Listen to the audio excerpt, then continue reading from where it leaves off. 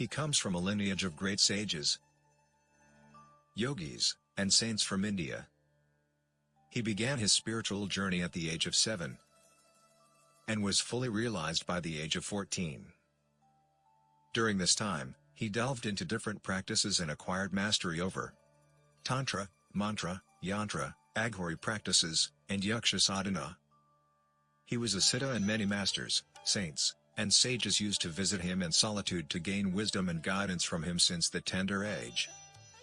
Although he has been helping humanity since childhood, he never disclosed this part of him to the world, and only the advanced yogis and masters were aware of his divine presence. Only in the last 2 years he chose few people from the world and started guiding them in their spiritual paths, and those who have been closely associated with him have witnessed many miracles in his presence.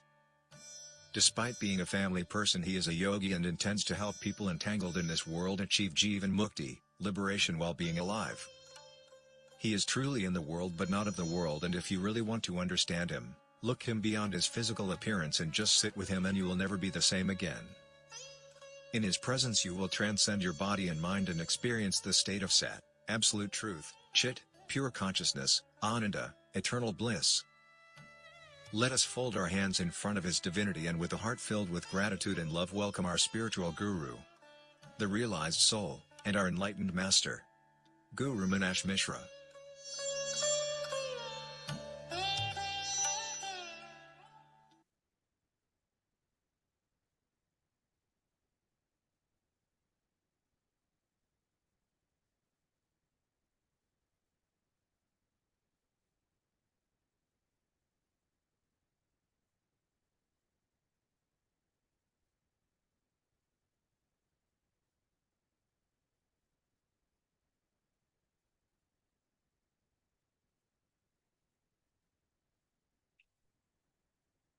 Om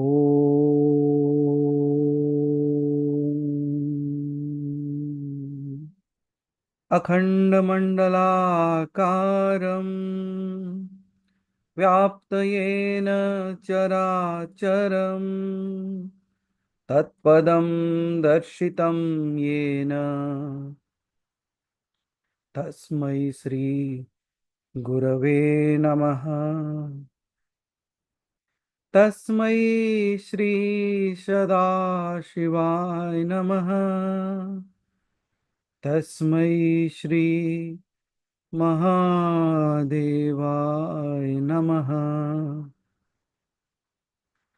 Om Shanti Shanti Shanti. Aham Brahmasmi. Good morning, everyone, and good evening to the people from the other part. स्वागत है सभी का to this one more day of satsang, in which we will be talking more about a being more feared than revered. And despite all the ages that have passed, all the sages that have passed, it still shines. And moreover, we always look at him as the one who was the angriest among the sages. A sadhak, a rishi, a part of Shiva, and yet so angry.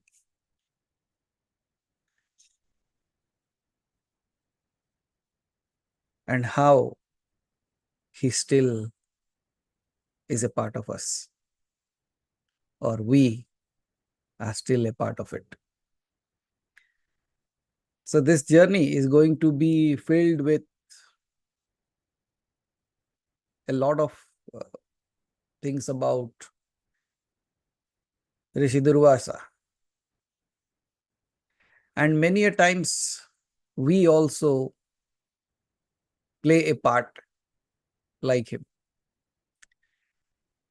especially the sadhaks, those who go through intense penance and sadhana, still at times they get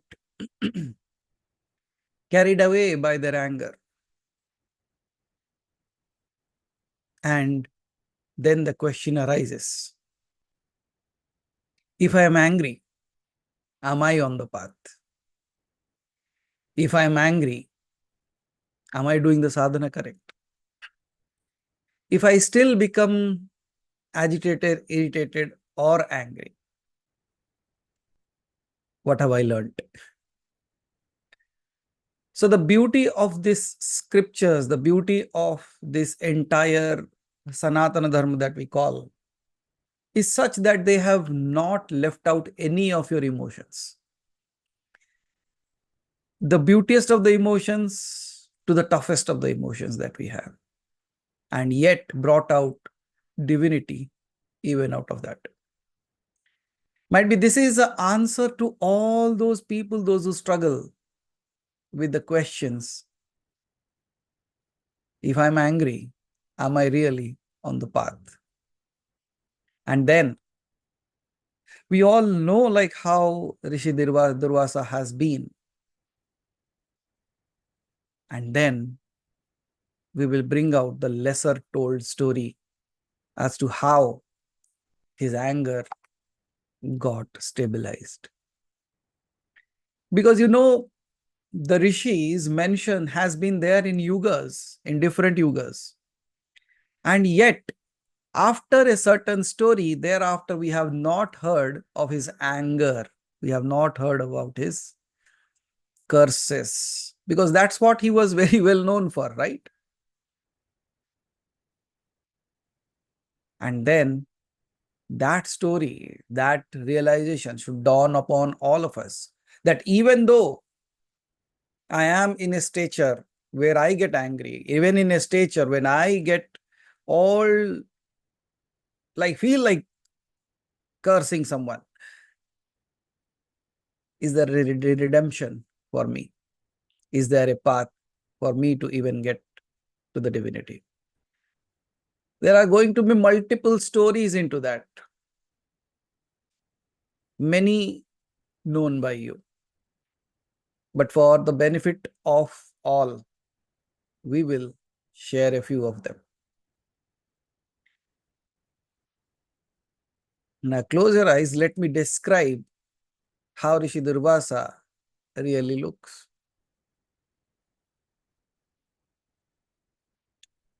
I will try that you get it, and after that, we will start the session for this day.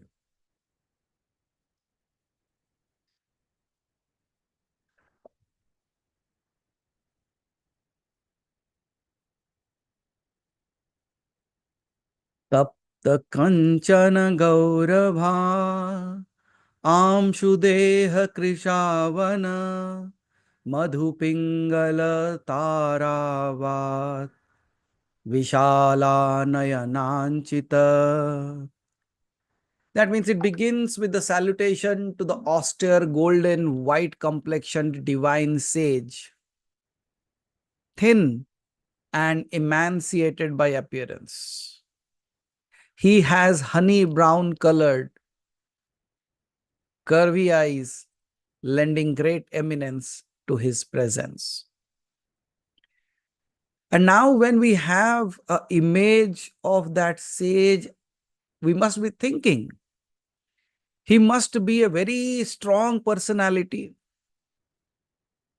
must be fat, radiant, and filled with anger. So what I'm going to do now is I'm just going to read this shloka that defines him. But I will not tell the meaning now. Might be at the end of the session, if time permits. Because then you would have a bigger picture, a better picture of him. So for now, just listen to his, how it has been described. So the first one was Tapta Kanchana Gaurava Amshudeha Krishagavan Madhupingala Taravat Vishala Nayananchita Pishanga Varna Keshadhyaya Sukana Shubra Shravya Loma Lomakat Sarvagatrosau Lamba Kurocha Mahabhujah Drighasmarasruha Snigdha Varnaschapa Subhradantadhrik Vishala Bhala Smirasya Sukapola Prasannadik Kinchil Lambananak Kamabugriba Prithalamastaka Maha Hanu Sunapani Sonapadu Brakaudhara Janu Dagnam Adhovasu Vasanaskruto Nyāryakam Kinchim Malinam Chevatam Api Prayatamuttamamam Dakshinam Pani Udratya Vasano Brahma Sutravat Rudraksha Malikam Kanthe Murdayanya Picha Dharyanam Rudraksha Valaya Saumye Dadhano Manibandhayo Bhasma Tripundam Alike Rudraksho Srutaraya Ropi Prasanatadi Prasanatma Trikalajno Mahamuni Dharmamurtiryama Sakshanam Nigamagama Mara Marmabhit Durvasa Bhagwan Sambhu Prathamo Deshikah Satam.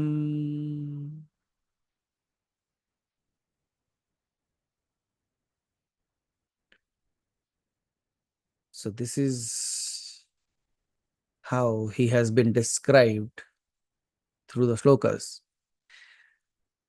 So although you don't understand anything, it's like describing him and invoking his presence. But who would like to invoke somebody who is so angry, who is always, always, always at a verge of just giving curses? And that's where I say the transformation from an angry divine being to a complete divine being. Might be this would have a lot of questions within us. This might raise a lot of questions within us when I'm going to narrate all the things about him. But listen to it carefully, because many a times it will bring your own picture in it. Are we ready? So let this be another stair added towards your path of liberation. Another step that brings clarity even to the doubts that you had about anger. So here we begin with the stories and the well-known fact of his anger and curses and redemption of the Durvasa Rishi. Again, I'm going to be narrating it into a very fluid state. When I say a fluid state, might be I will be speaking, but that would become like a song. And that song itself should bring clarity. ये कहा जाता है ना, सब Gita, जैसे it is a song. It's not just a write up. So this, whatever I'm going to do right now, will sound like a prose, if not poetry. So again, as I say, it's up to you whether you want to listen to it with your open eyes or with your eyes closed. But if you close your eyes in the early morning hours, and if you drop down on the bed again, it's your risk. So in the meantime, what I will do is, in the mid, I will keep on asking. I'll keep on waking you up, because generally those who have woken up early tend to fall asleep again. And that's how they deviate. And that's how they say, oh, अब तो जाग गया हूं, थोड़ी देर आंख बंद करता हूं, और वो थोड़ी देर में देर हो जाती है. A slight deviation takes you away from everything. Make sense? So let me begin the beautiful journey of a less talked, less traveled path. So as we always start like a story, the stories start with like, how about this? Like starting from the cosmos itself. In the vast expanse of time, where gods and demons waged wars, where destinies were written in the fire of penance, and where sages held the power to reshape the fate, there existed one among them who was both revered and feared. Sage Durvasa. His name echoed across cosmos, heavens, and earth. They all whispered with awe, caution, and sometimes terror. His wrath could bring empires to ruin, yet his blessings could turn mortals into legends.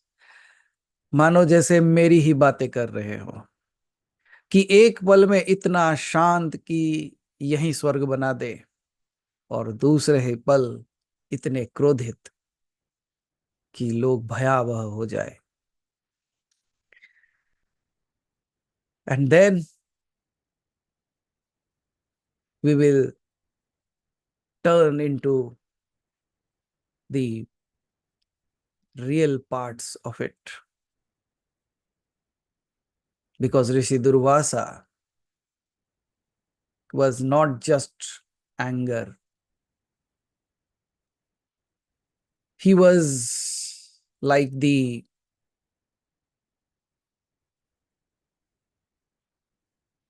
absolute pure form of Shiva's anger. So how many of you have really known the story of Rishi Durvasa's birth? If not, you will know now. Okay.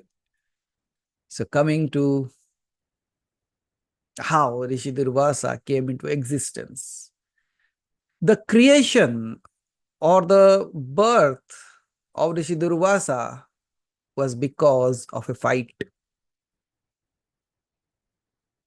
The fight between none other than Shiva and Brahma.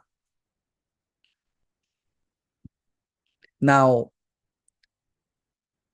look at how beautifully our stories come. They even create beautiful things out of fights. So now,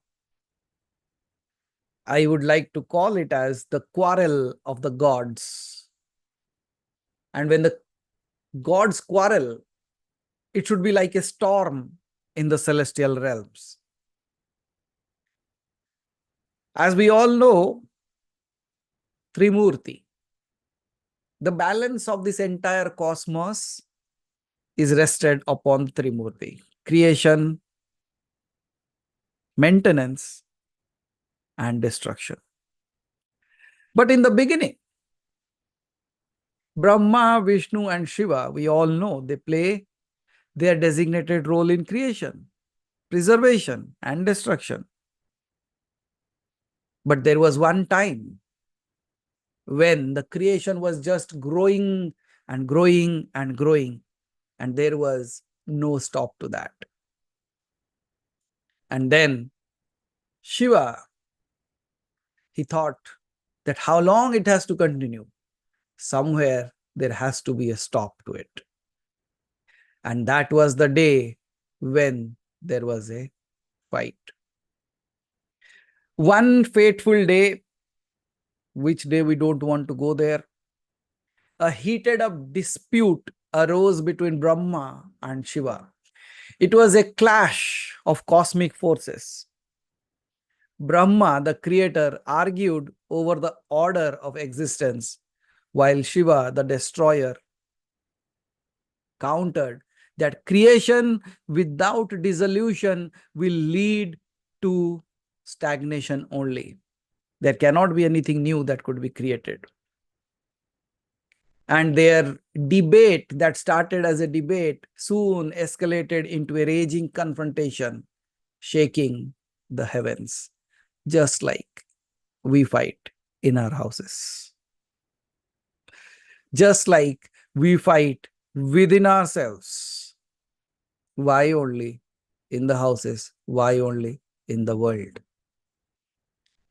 And then what happens? The devas, the celestial beings, looking at this fight, because they have thrived under the harmony of these Trimurti, they were terrified by the sheer power radiated by the anger. Lightning cracked, and then the skies must have darkened. And the air itself must have trembled. And Shiva's fury knew no bounds. And when the devas saw this happening, they could not withstand this wrath. The devas fled away in fear, seeking refuge from the storm and the destruction that was brewing around, that was coming up. As Shiva's anger surged like an unstoppable wildfire, his consort, Goddess Parvati, watched with growing unease. She, who could calm even the wildest of the storms, approached Shiva and voiced her concern. What she must have told, we don't know, but let me speak in the voice, in the language of humans. She would have told, Mahadev, she said, your wrath has made you impossible. You are the Lord of the cosmos, yet your anger consumes all in its path. If it is not contained, even existence itself will be shattered. Listening to the voice of Uma, Parvati, Shiva, for a moment, stopped, and there must have been a silence. Parvati's words resonated within Shiva, and he realized the truth.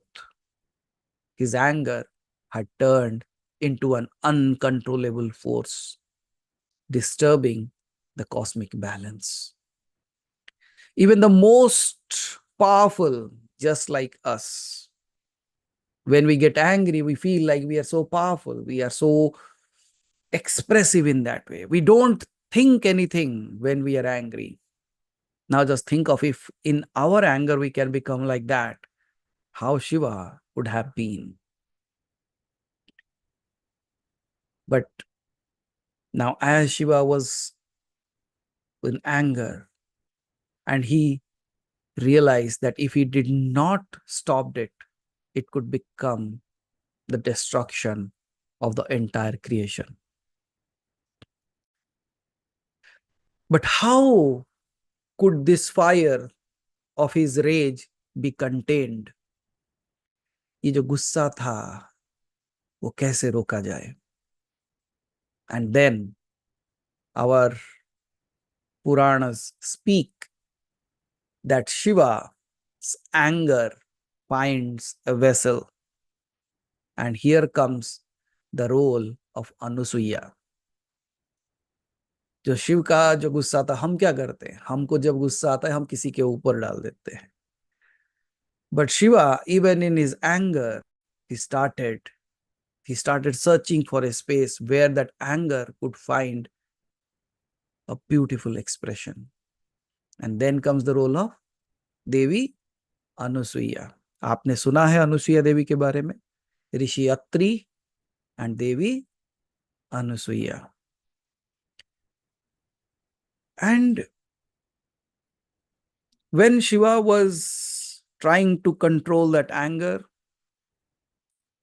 Shiva must have gathered it. How would he do that? It's just like you start a meditative process. You close your eyes, you take a deep breath, and you focus. Then Shiva gathered the storm of his fury, compressed it into an energy so intense that it crackled like molten fire. आपने देखा होगा ना, जब लोहा गर्म होके आग जैसा जलता है, molten fire. And then it found a worthy vessel to hold it. But who could hold that kind of fire? Only the pure, the divine, the unwavering could endure the weight of such immense power. Shiva's gaze turned towards the earthly realm where Devi Anusuya resided. Devi Anusuya at that time was the epitome of patience, devotion, and selflessness. A woman whose chastity and virtue were so profound that even the Trinity of gods revered her. One thing that was there is she, means Anusuya, and Rishi Atri did deep penance and had a desire to have sons like the Trimurti. And here, one such opportunity showed up. Shiva, with his divine will, channeled his stored fury into Anusuya. The energy surged into her being, yet she did not flinch. Instead, she absorbed it with the grace of a mother nurturing a tempest within her womb. Thus, from the portion of Shiva's unrestrained anger, a child was conceived. And the other two sons that Rishi Atri and Anusuya had were Lord Dattatreya and Chandradev. See, they did penance to have the Trimurti as their sons. So Durvasa was part of Shiva, Dattatreya was part of Vishnu, and Chandra was the part of Brahma. Means the qualities of all those three were taken and they had these three sons. So in one or other way, Dattatreya, Chandrama, and Durvasa are brothers. All three different qualities, all three different ways. Shall I continue in this way or shall I change the tone? It's good to go. Okay. चलो, the birth. अब चलते हैं दुर्वासा के जन्म के समय में क्या होता है. The birth of Durvasa, the sage of divine wrath of Shiva. समय बीतता गया, and when the time came, Anusuya gave birth to a child unlike any other. His eyes blazed like burning fire. His aura radiated an intensity that even gods dared not challenge. And his presence was so overwhelming that the very air around him crackled with that untamed energy. Sage Atri and Devi Anusuya looked at their newborn with a mix of awe and realization. They realized this was no ordinary child. He was the embodiment of Shiva's anger, sent to the mortal world for a divine purpose. They named him Durvasa. What do you mean by the name Durvasa? Durvasa जो नाम है उसका मतलब क्या है? Anyone? मैंने कहा था ना बीच बीच में जगाते रहूंगा. Who knew you slept off? Durvasa means a being. It is a छंदी विच्छेद कर सकते हो उसमें. These are mixture of two words. Durvasa could easily be in one sentence. If you have to tell the meaning of it, it means one who is difficult to live with. Dur means difficult, Vasa to live with. So with whom it is difficult to live with is called as Durvasa. And that's how his name was given. Then we all knew like Durvasa grew up. So now let us address the first things which he is known for. His anger, his curses. Let's start there. Rishi Durvasa, the embodiment of Shiva's rage, was known across the cosmos for his uncontrollable temper. We have heard stories that the kings used to tremble, sages used to fear his fury, and even gods did not dare to cross his path. His curses could turn empires into dust. His words could course change the fate, and his presence alone commanded submission. Yet while Durvasa was growing up, he started knowing his anger was his power. What he did not know, beneath this storm of wrath, beneath his anger, a silent poison crept within him, his ego. He thought to himself, I am the untamed fire. None dare question me. I am born of Shiva's rage. Even gods bow before me. My anger is justice. My curse is the law. Now think of if any of us start thinking in any of these lines.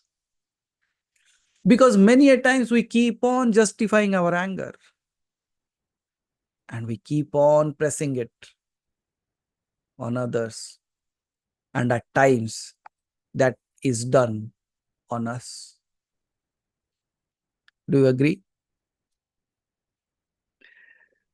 So now in such situation,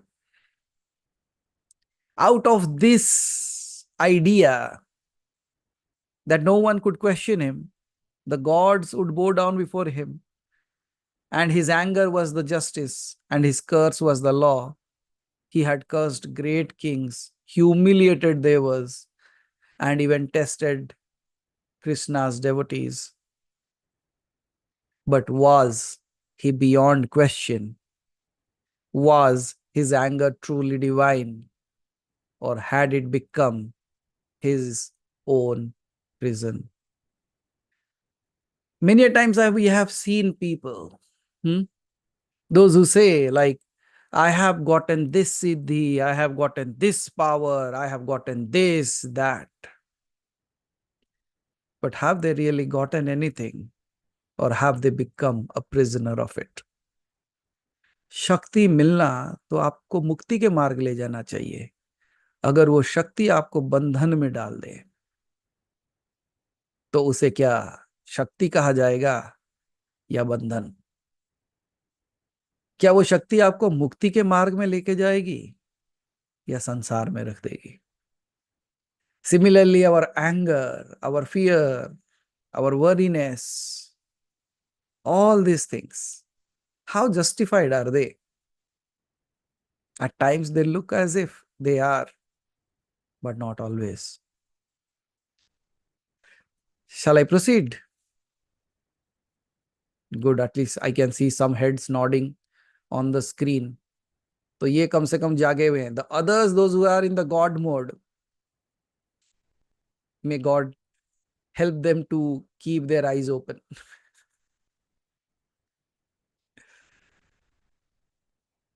We all know, like, Durvasa's curses. One such curse was on Indra. But it is not that always he was cursing. There was something bigger hidden within that. But the problem was Durvasa never knew that. Durvasa was in his own ego thinking, like, I have all these powers, I can do anything I want. But here, when the Rishi Durvasa cursed Indra, that actually became a pathway to stir the ocean of milk. You know, samudra manthan ka karan bana. There was one fine day in the celestial realms, Durvasa was going somewhere. And in the between, he met with a divine being. And from him, he took a garland. And when Durvasa wore that garland, he was happily walking. He was happily going. And then his heart was brimmed with devotion. His heart was feeling like, wow, so beautiful I am. I am so happy. I am wearing this beautiful garland. I am such a great sage. I am such a wonderful being. I am just a blessing to this creation. You know, like when we are so happy, we all also start thinking in that way. Now, we will, yeah, Siddharth, I will come to the conclusion and I'll answer your question towards the end. Okay. So at times when we are all dressed up well, we are all looking great, feeling good within our heart, we feel like there is no sage like me. But you know what? Nature comes in such beautiful place. I would not call that as a foul play or like it has come to devastate your mood, but it's like it comes to make you realize, are you really that silent? Are you really that sage? Are you really that divine? How many times this has happened? I was so all happy and all satisfied. I was like, wow, I'm on there. I'm absolutely with the divine. That very moment, something, some person, some word, some thought, and suddenly the heaven turns into a hell. And that exactly what was going to happen to Rishi Durvasa. He was so happy. He was feeling like, wow, I am with the divinity. I'm so happy. I'm so patient. And then what happened is, when he was going in that ecstasy, suddenly he encountered Indra. And to fate of Indra, he was passing in front of him. He was on his mighty elephant, Airavata. And Durvasa, when he looked at Indra out of his happiness, he thought like, let me give this garland to Indra. And Durvasa, in an act of goodwill, because Indra was sitting on the elephant, he flung the garland towards him. And Indra, he thought, what is this? He has already worn this, and now he is throwing this garland at me. This is not called as clash of God and sages. It is called the clash of ego. One thinks himself that I am the divine, I can throw. The other says, I am the I'm the king of gods. How can he throw that to me? And in that moment, what does Indra does? Gives that mala, catches it. Might be a good cricketer. He catches the garland and gives it to Airavata. And Airavata, when that flower hang around him, he could not take that smell of that flower.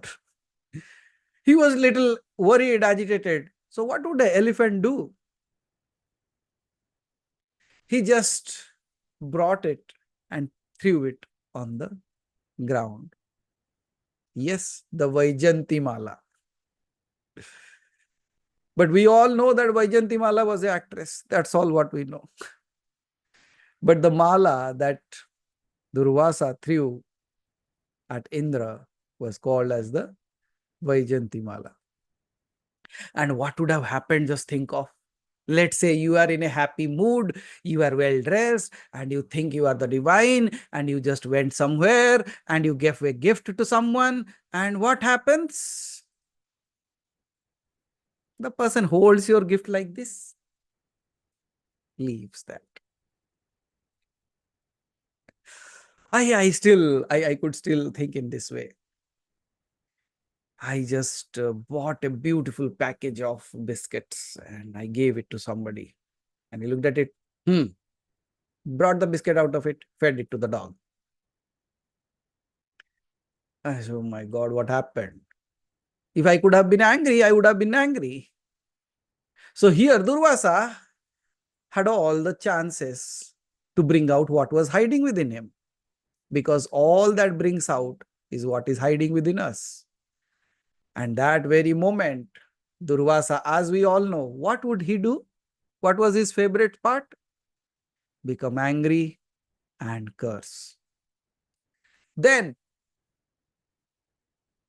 when the elephant threw it onto the ground,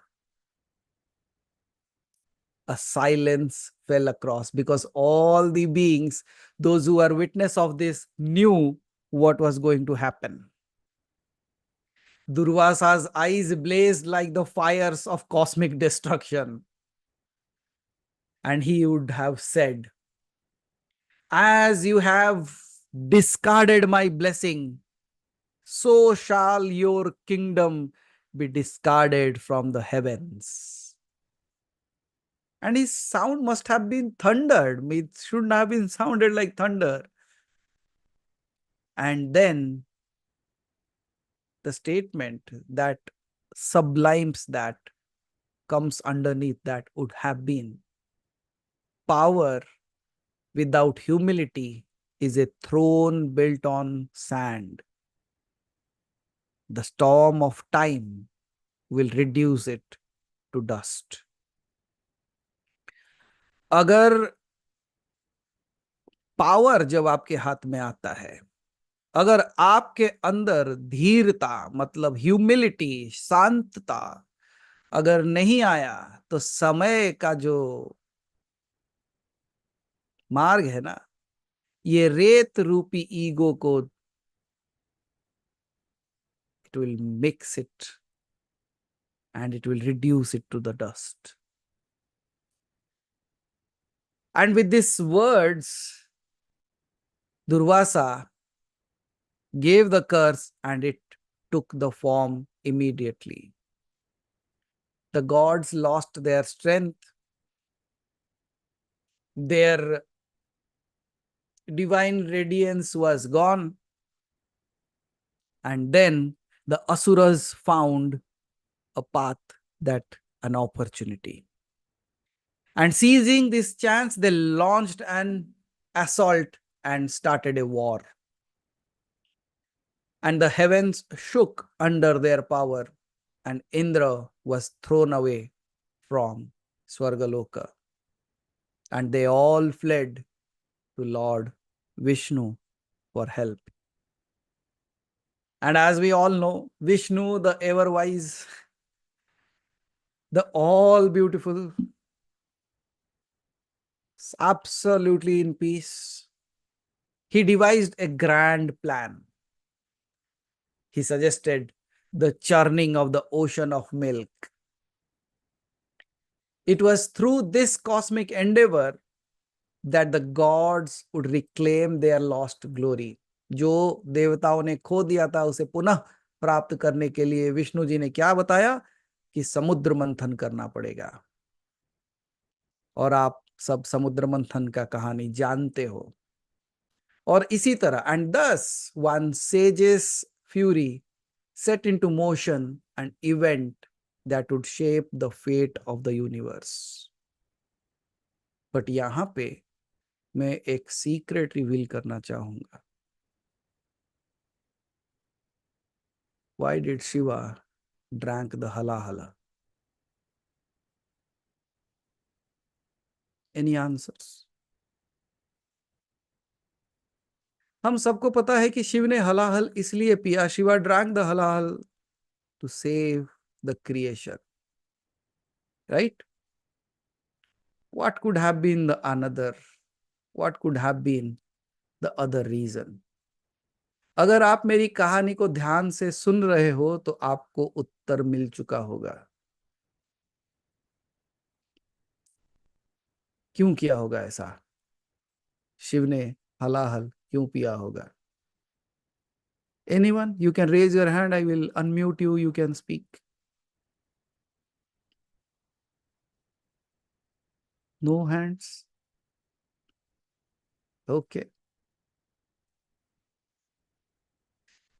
He is the reason for ocean's churning. कौन? दुर्वासा। दुर्वासा कौन है? शिव का अंश है। तो शिव के अंश से अगर कुछ गलती होती है और उससे विष निकलता है तो शिव स्वयं उसे ग्रहण कर लेते हैं। समझ आया? This was never spoken. Can you see how the narrativity is there? और इससे सीखने को क्या मिलता है? What is the greatest learning that you can ever take from this? That because Durvasa was part of Shiva, and Shiva understood that because of his anger, these things have come into existence, and because of that, this poison has arrived, and the entire creation will be destroyed. So somehow I am responsible for it. So let me consume that. इसका मतलब शिव से जो प्रकट हुआ है उससे अगर कुछ गलती होती है और उससे कोई जहर निकलता है तो शिव उस जहर को पी लेते हैं। आप कहां से आए हो? Where have you come from? What is your part? What did I say? If you are part of that and even something went wrong, who is going to take care of it? Are you coming to that realization? All it depends. Can you see the connection? That's what I keep on saying. The relationship that you have created with the divinity. So who are you part of? And now tell me, just like Durvasa, we keep on cursing, we keep on getting angry, we keep on creating situations such that's not good for the surrounding. But who is going to take the responsibility of it? That's why we call them God of gods. Now tell me, who is going to take care of your things? All that depends is where you came from. All that comes from is the relation that you have created. All that means is the realization that you are that as well. And as our Sarma sisters keep on saying,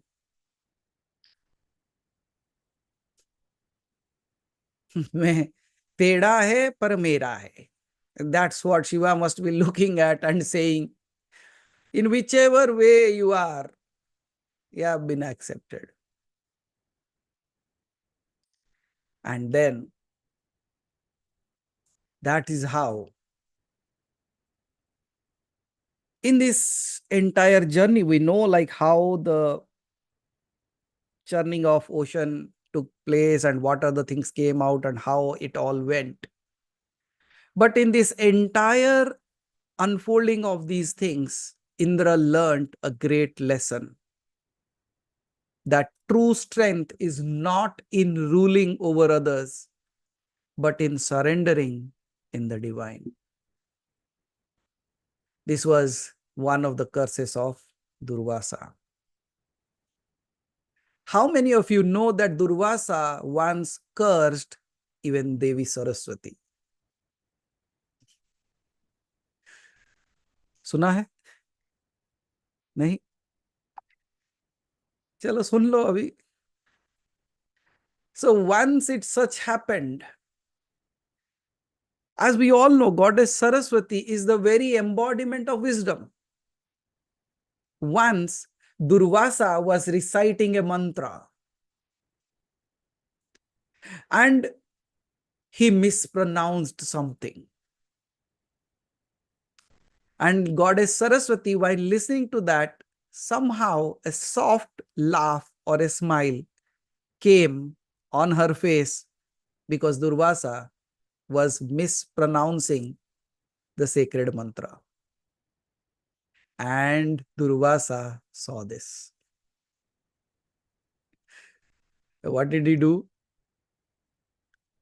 मंत्र गलत वो बोल रहा है और किसी ने उसे देख के मुस्कुरा दिया, लेकिन गुस्सा उसे आया.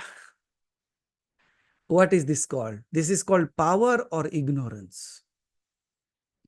But he was not going to leave it. So what did he do? He said, even wisdom, when tainted by mockery, loses its divinity. So you should lose your divinity. And he cursed Goddess Saraswati. And for that reason, Goddess Saraswati had to come to this world. And as she was bound by the words of this rishi, the goddess took birth as a mortal, wandering through the illusions of life until she realized that true wisdom is not knowledge, but compassion. What if you are that? What if you are wandering on this earth because of something like that? What should be your realization? Anything without humility, anything without compassion is kind of a poison. So that is how that is. These are like very, very long stories. I'm just grasping it and bringing it in a short way just to make you can go and search for it later, like for the bigger stories, no problem. At least you should have an idea. So that is how Goddess Saraswati was cursed by sage Durvasa, and she had to come on this planet, and she actually came. Then comes another name. ये आप लोगों को पता होना चाहिए, रुक्मिणी. रुक्मिणी कौन है? तो आभा जी जंप करके आंसर दे देंगे. Rukmini was the wife of Krishna. ठीक.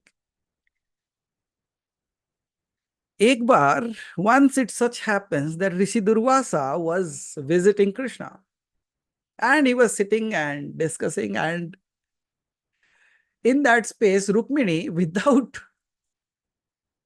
any idea, without any knowledge, what she did is, she just drank water without seeking Durvasa's permission. उन्होंने बिना दुर्वासा को पूछे जल जो वहां रखा हुआ था उठा के पी लिया, और इतने में दुर्वासा को क्रोध आ गया. So, are you realizing why the name is Durvasa? Because you don't know on what thing you will get angry. कोई पानी पिए तो गुस्सा हो जाता है, कोई मुस्कुराए तो गुस्सा हो जाता है, किसी ने फूल गिरा दिया तो गुस्सा हो जाता है. क्या ऐसे व्यक्तित्व के साथ रहना आसान होगा? इसीलिए उसका नाम है दुर्वासा, जिसके साथ रहना मुश्किल हो, रहना दुश्वार हो जाए. So when she drank the water, Rukmini drank the water without the permission, Rishi Durvasa said, to take without gratitude is to invite separation from the source of all love. सोचो कैसा है. To take without gratitude. अगर कुछ भी ले लेते हो without saying a thanks, without a gratitude in your heart, is to invite separation from the source of all love. And this curse of Durvasa took hold, and Rukmini was fated to be separated from Krishna. Yet, love tested by suffering only deepens in truth. For even in separation, Rukmini remained one with Krishna, teaching the world that devotion is not about presence, it is about connection beyond space and time. ये सिर्फ और सिर्फ ऐसी स्थिति नहीं है कि मैं उसके साथ ही रहूं, ये ऐसी स्थिति है कि मैं कहीं भी रहूं वो मेरे साथ है. Are you realizing what that means? ये ऐसी स्थिति नहीं कि वो मेरे साथ रहे, सॉरी, मैं उसके साथ रहूं. ये ऐसी स्थिति नहीं कि मैं उसके साथ रहूं, ये स्थिति तो ऐसी है कि मैं जहां भी रहूं वो मेरे साथ रहे. Because there is no time, there is no space. And that was how Rukmini taught this to all of us. Then comes the fourth story, which is known as the story of Sakuntala. आपने सुना होगा the Shakuntala और दुष्यंत की कहानी. Beautiful stories, right? I still remember it very well because in my childhood, वो road shows होते थे ना, ड्रामा जो रास्ते पे होता था, वो नहीं, आजकल तो बहुत पॉश जगह पे करते नहीं, रोड ब्लॉक करके बीच रास्ते में रात में यात्रा होता था, ड्रामा करते थे. I still remember this very well because my father used to play one more role of Rishi Durvasa.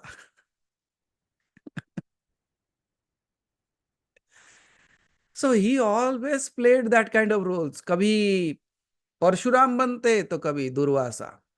So I remember it very well because I used to get the front seat, you know. the actor's child gets the front seat.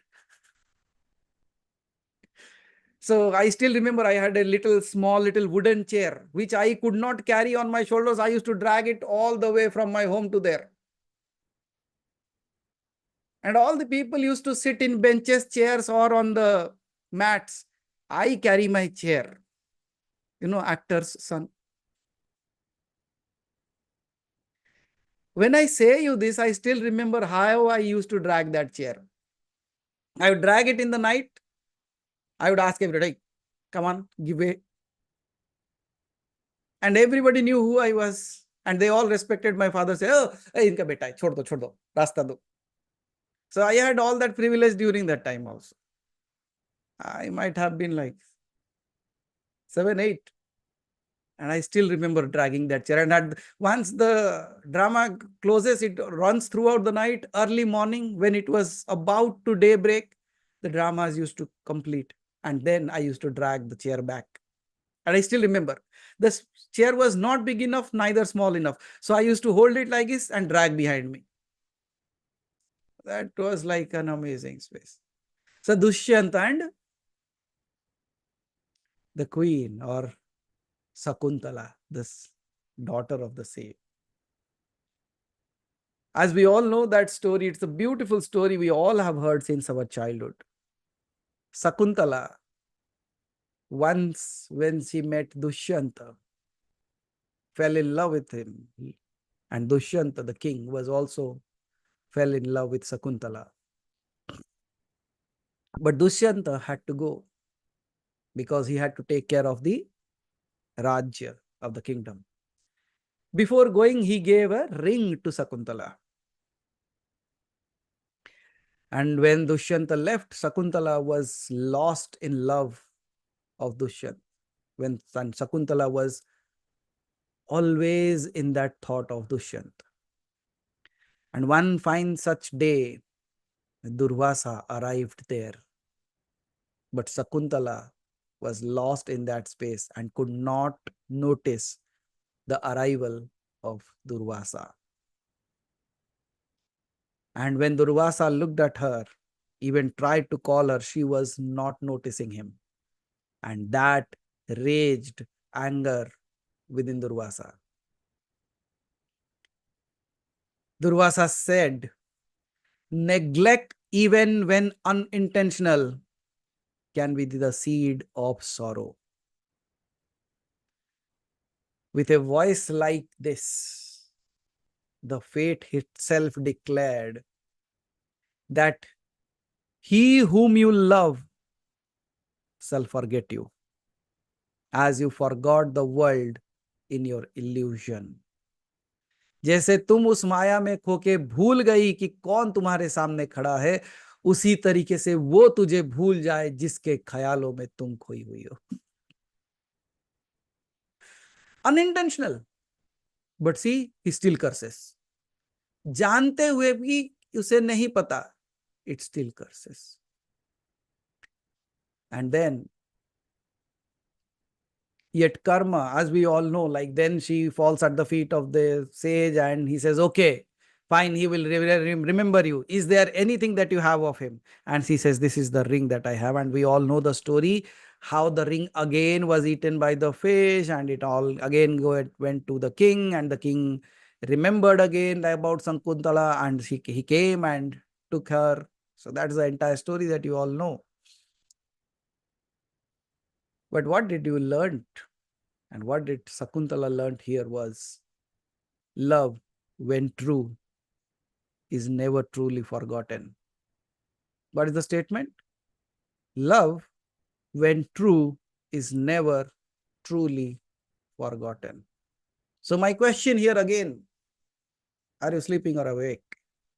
So the question is, if it is a true love with the divine, although it seems like it has been forgotten, but it won't be. If that connection is true, if that devotion is true, although as this moment it looks like you are far off, but there will be a way through which you will connect back. And that's how, that was the story of Sakuntala. Then comes kahani ghar ghar ki.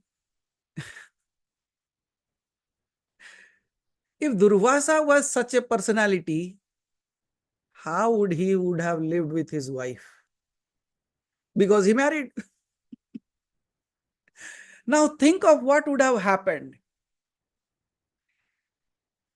In case of Durvasa, the fate has also adjusted itself. Neither Durvasa was less, neither his wife. It was like clash of titans. No one was lesser than the other.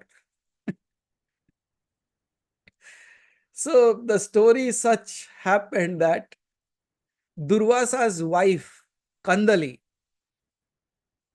was very sharp with her words, very, very shrewd with her words.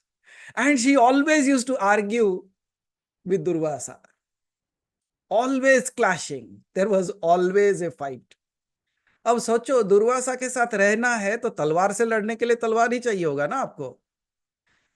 So she was shrewd, she was sharp, and she knew what words to use, and she knew how to fight. But Durvasa hai. Absolutely, that was coming next. Durvasa hai. Kitna din sunega? But out of his way of dharma, he listened to that for quite some time because it was his wife. But one fine day, he could not take any more. And what did he say? He said, fire that burns without reason is destined to burn itself. Fire that burns without a reason is destined to burn itself. मानो अगर एक आग धधक रही है, if a fire is burning, it is burning because of the fuel that it is consuming. But once the fuel is gone, how long would the fire exist? It will succumb. It will stop. Yes or no? So that was the meaning what Durvasa was saying. Durvasa was saying, you are angry unnecessarily. I have not told you anything. You are unnecessarily getting angry. But it would consume. Your anger should consume you. But can you see, Durvasa was still not seeing himself. And then, with this single utterance, she was reduced to heap of dust. आपने पूछा ना कि कर्ज क्यों नहीं दिया? जिस दिन दिया उस दिन धूल कर दिया. And then, what did you learn from this story? A lesson that we should all learn is that endless conflicts leads to destruction.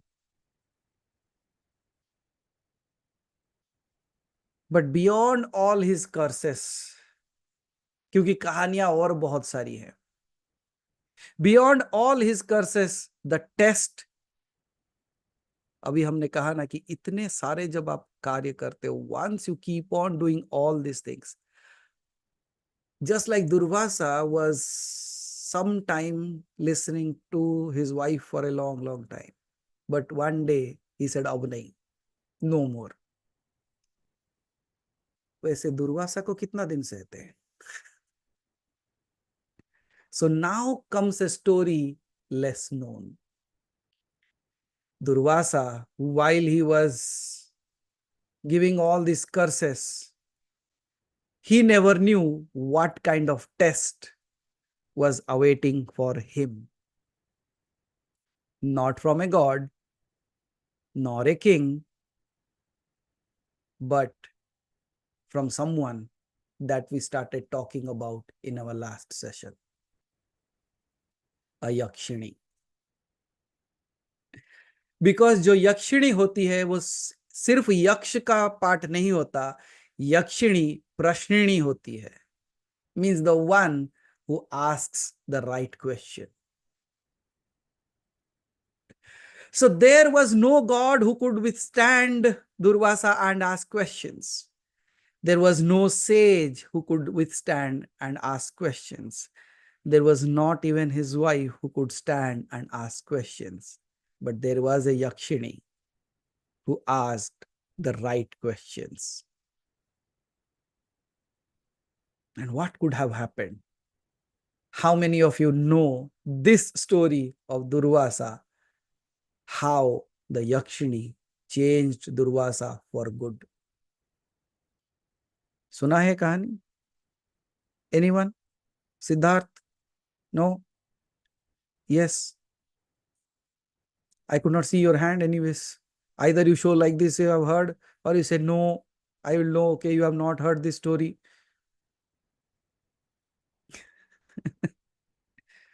Okay.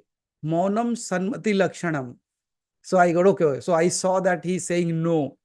Okay, thank you. So if you don't know, I take it that nobody knows in the room. Okay? Because the kids don't know, then we don't know because we are also kids. Okay? So chalo. So let's now, I will narrate it in a beautiful way. I will try that. And this narration, towards the end, I might ask questions. Is it okay? अब ध्यान से सुनना, क्योंकि जब ध्यान से नहीं सुनोगे तो मिस हो जाएगा, और मिस हो गया तो बहुत गहरा चीज, सीखने वाली चीज स्किप हो जाएगी. तो अगर कोई अपने ख्यालों की दुनिया में हो, if somebody is daydreaming, if somebody is in dream, if someone is in drowsy state, wake up. If somebody is listening to my voice and feeling asleep, wake up.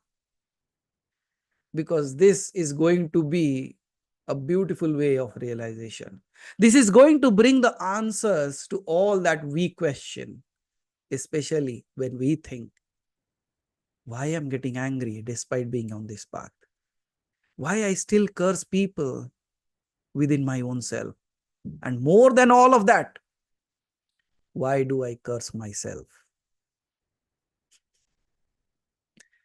And this would get the greatest of the nods, because everybody says, yes, yes, yes.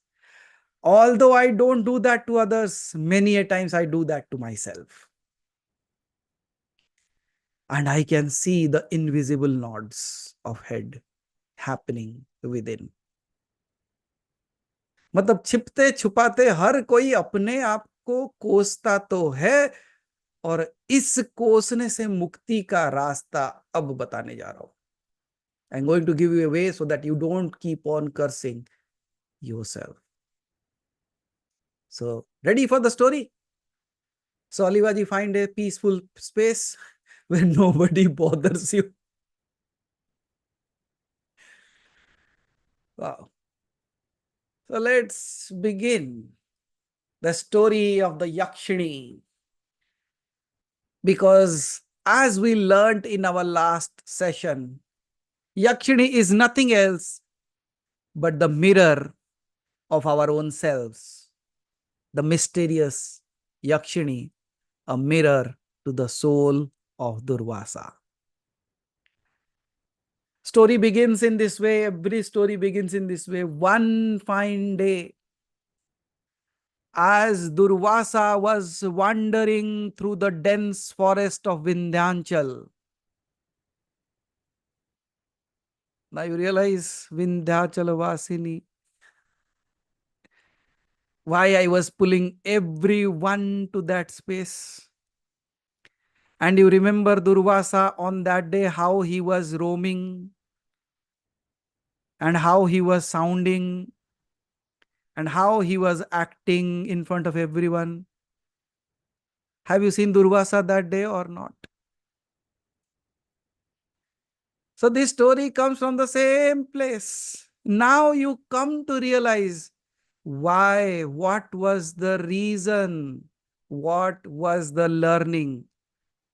कई बार जीवन ऐसा ही करता है, कुछ दिखाता है बाद में सिखाता है. Now many of you have asked me questions. Why were you angry so much on that day? Now your answer comes.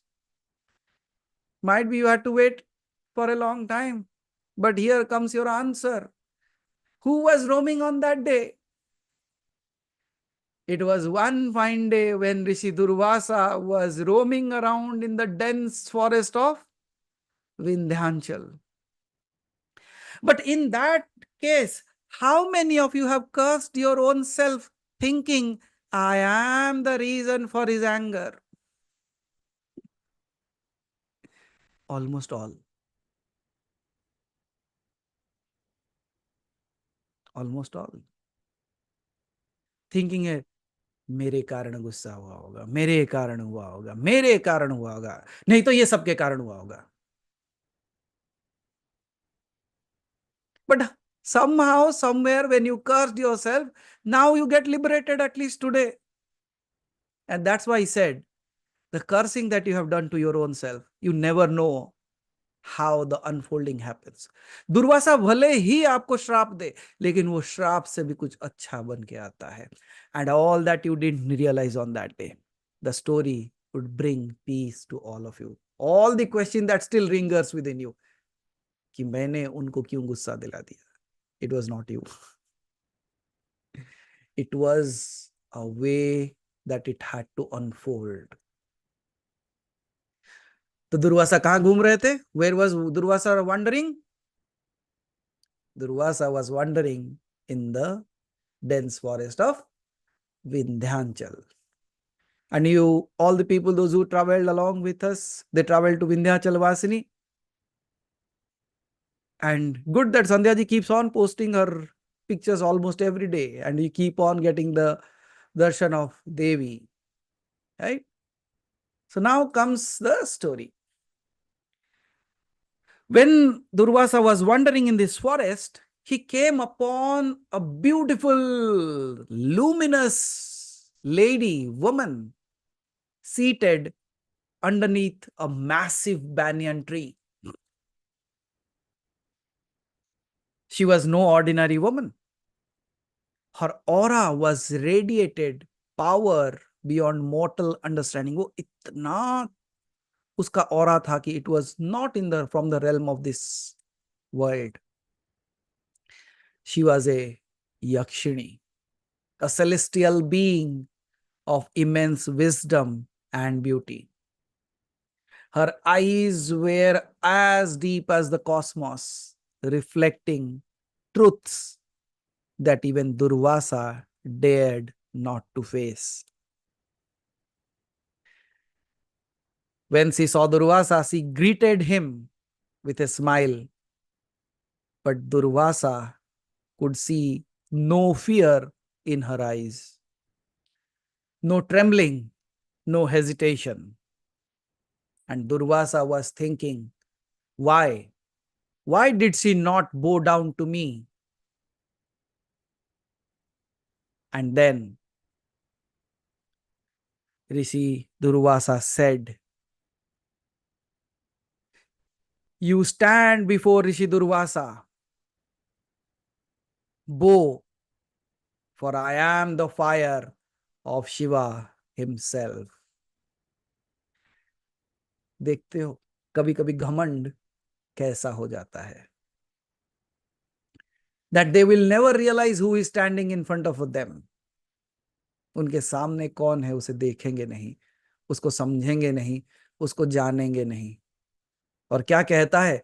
Don't you know who I am? I am the anger of Shiva. And why don't you bow down in front of me? And as we know, Yakshini was Yakshini. The Yakshini simply laughed.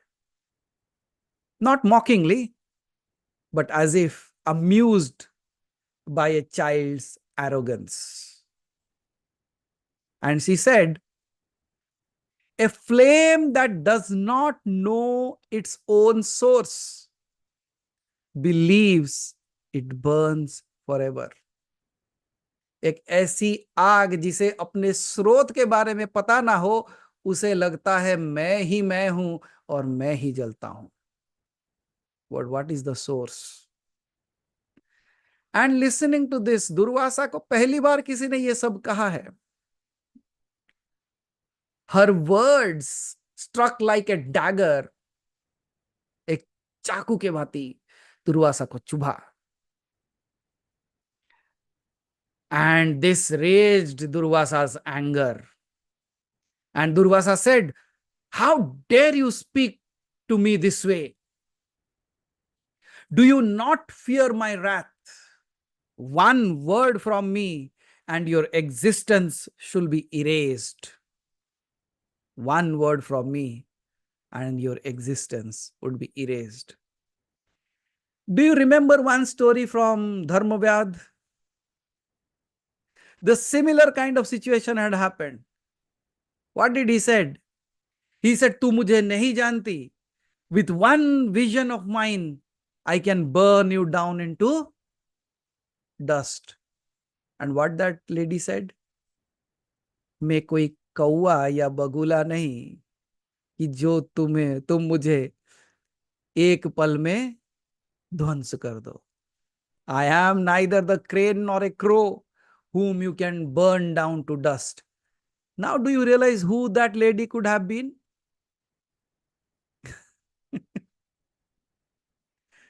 Can you see the connections now? So here, when Durvasa said that, "Do you not fear my wrath? One word from me and your existence will be erased," the Yakshini shied. You know what she did? She just plucked one leaf from the tree that she was sitting, that banyan tree, right? She plucked a leaf from the banyan tree and held it in her fingers. And she said, "If this leaf is destined to fall, will you take credit for it?"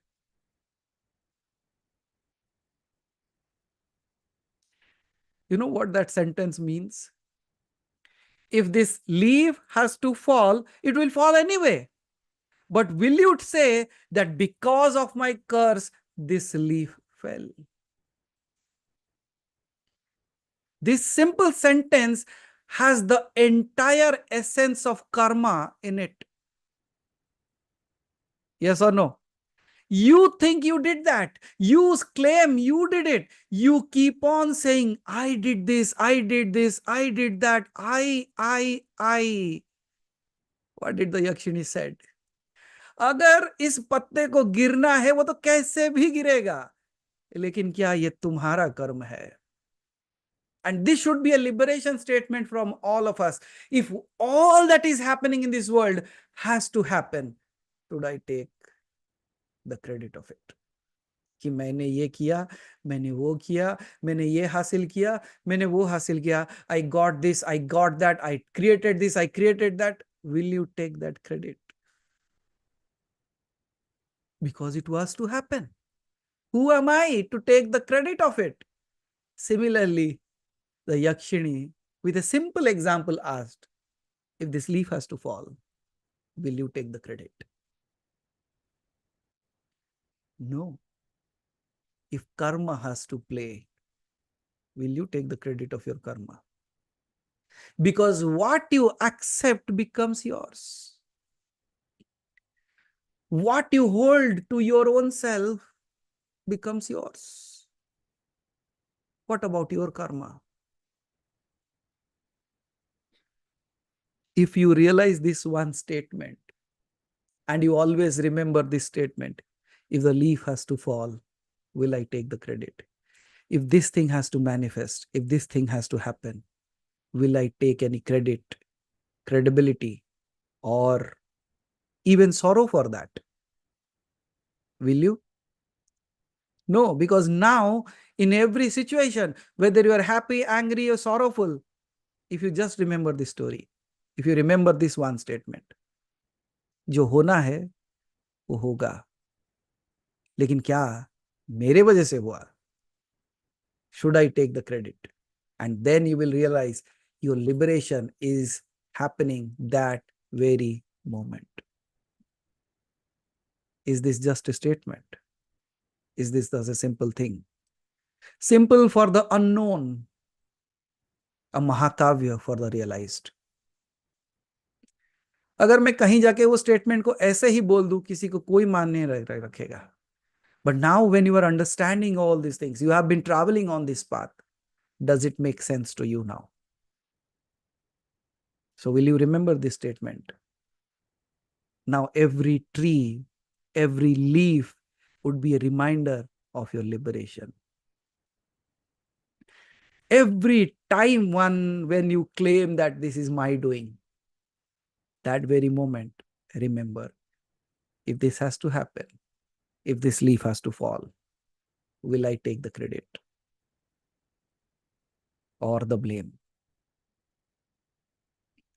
Although I will not do it forcefully, because the moment I am doing forcefully, that means I am involving in it. But if it is happening, it's happening.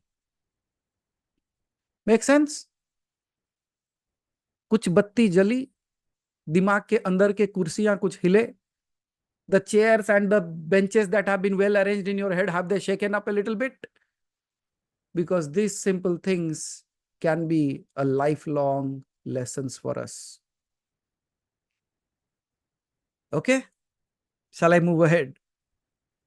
क्योंकि यक्षिणी ने तो अभी शुरुआत किया है. And that first instant itself is the word of liberation. And then Durvasa, when he heard this, he clenched his fist. गुस्से में हाथों को मुट्ठी करने लगे. He was thinking he has silenced the kings, the devas, and the rishis, the munis, the mortals, the humans. But who is this woman who is unshaken by my presence? Then the Yakshini continued to say one more statement. She said, "You think you are the wielder of destiny. Tell me, O mighty sage, have you ever questioned the one thing that holds you back from the divine?" What was the question? She was asking Durvasa, if you think that with your words destiny is created, then why are you still away from your own creator? Why are you still away from Shiva? What is that? Have you ever thought of it? And that thundered. For the first time in his entire existence of Durvasa, Durvasa for the first time had a doubt on himself, because till now he always had doubt on others. He has never seen himself. He was always looking outward. And he was seeking for faults of people, and he was cursing them and was getting angry. But for this first time, he was looking inside. He was looking within. And then let's take the gear change. And now let's see how the Yakshini shattered the ego of Durvasa. Now, all that I'm going to speak, listen to it very, very carefully. Might be this is a word for all of us, what she said. The Yakshini gaze became piercing, and she looked straight into the eyes of Durvasa. And she said, "You believe your anger is power. But do you see the chains it has bound you with?" तुझे लगता है कि तेरा जो गुस्सा है वो तेरी शक्ति है. But have you seen that it has tied you all around yourself? Then she said, you curse, thinking you uphold dharma. But is it dharma or is it your pride? You walk on this earth demanding respect, yet have you ever surrendered? You speak of the fire of Shiva, but tell me, O great sage Durvasa, have you known the silence of Shiva? Why only one part? Why only knowing only that part? So the Yakshini says, fire burns, water creates.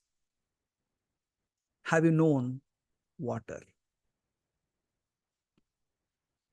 क्या होता है अग्नि के ऊपर जब जल डाला जाए तो? When water is sprinkled over fire, what happens? It silences it.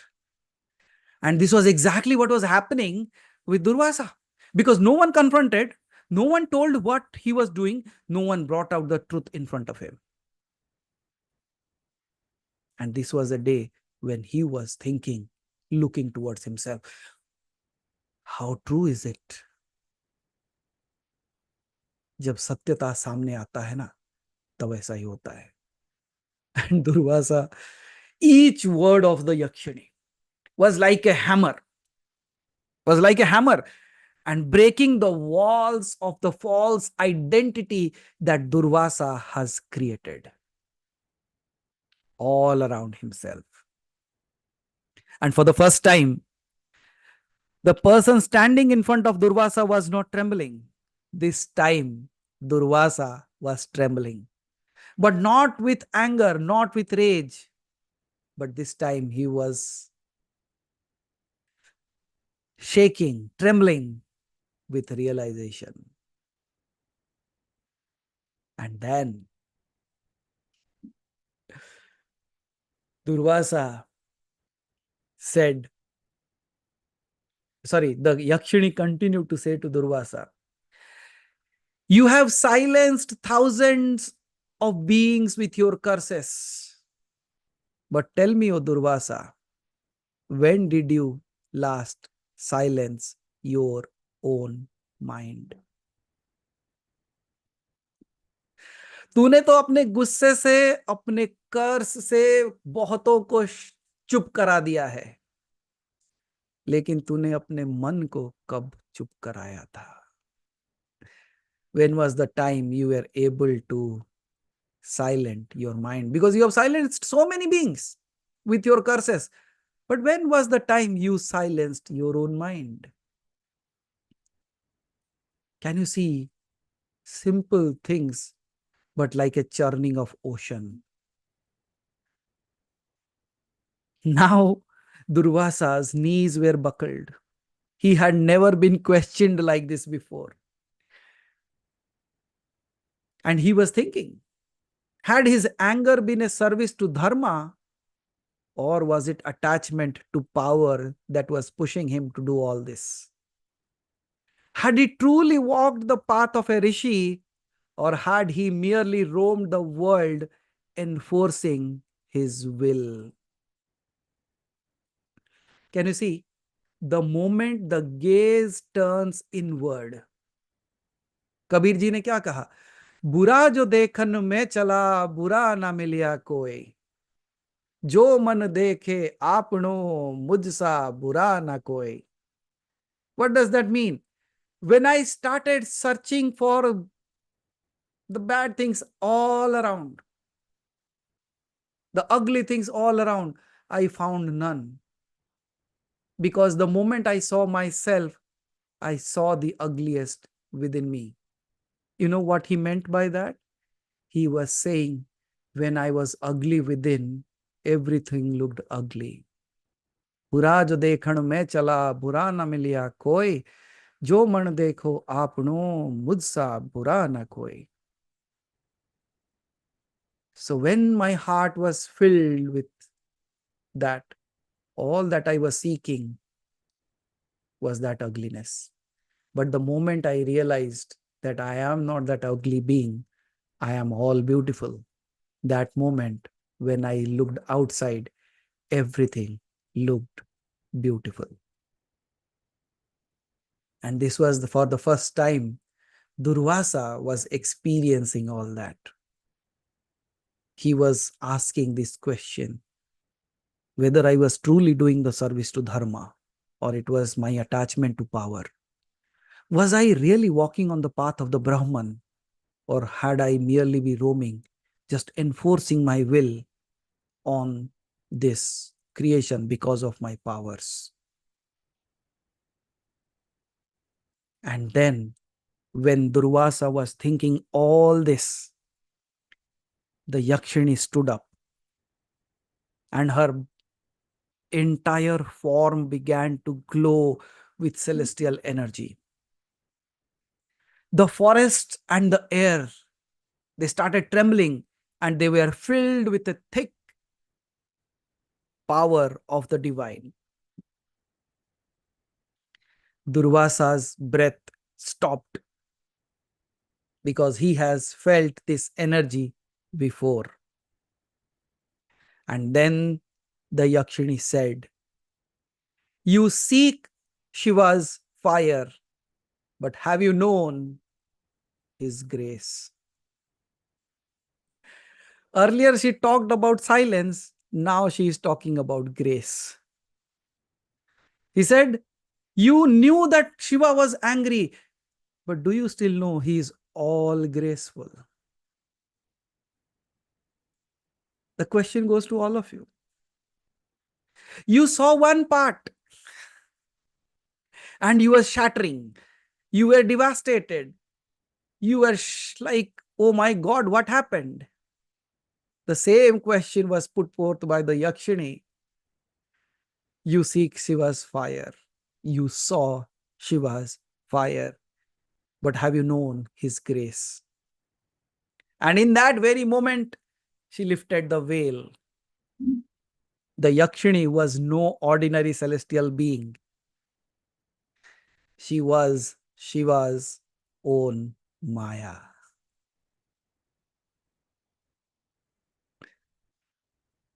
And then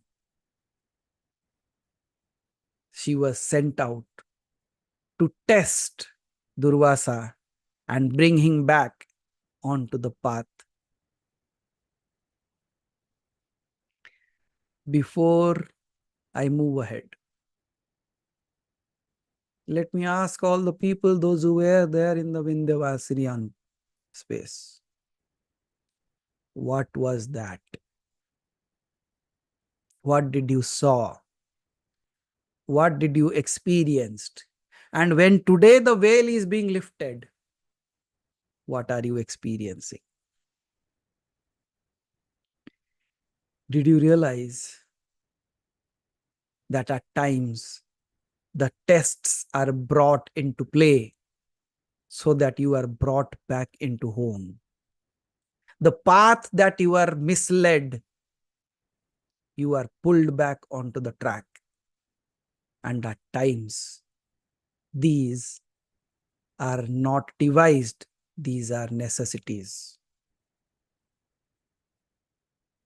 Now tell me, how many of you still remorse my anger? How many of you still are worried because I get angry? Or rather, have you found your own peace within yourself? क्या कहते हो? अब नाम नहीं लूंगा, लेकिन पूछ लेता हूं जनरली, क्या अब शांति मिली? क्या अब उत्तर मिला? क्या अब से अपने आप को तो दोषी नहीं रखोगे? Let me tell you the first statement again. If the leaf has to fall, will you take the credit? If what has happened on that day, would you take the credit? Are you free even of that? Are you free even of all that happened on that day? Are you free from the curse that you have given to your own self? have you stopped blaming your own self from this moment? And that's why I say, find your freedom. Good. बोले कि ये चीज वो तभी क्यों नहीं बताए? तभी बता देते तो ये अग्नि जो जल रही थी उससे शुद्धिकरण जो हो रहा था वो कैसे होता? How would this purification would have happened? How many of you have found your path back? And you, on that day, you said, no, no, no, no. Something is wrong that I should be focusing on. I should be coming back to the track. इसे कहते हैं क्या सुधा जी? लीला. लेकिन कभी कभी लीला झमेला लगता है. चलो. So are you free of that now? And I think you should be. You should not be carrying that anymore within you. That we are done with that part. We are free of it now. Okay. So when the Yakshini said, you seek Shiva's fire, but have you known his grace? And then the veil was lifted. Because now Durvasa saw that she was Shiva's own Maya sent to test him and to bring him on the track. At that moment, Durvasa understood. He had always called himself the fire of Shiva, but he had never known that Shiva's true nature is not fire, is not curse. It is benevolence, it is peacefulness, it is silence. And for the first time, he was seeing the other part of himself, which he has never experienced. And then he realized Shiva was not just wrath, Shiva was also stillness.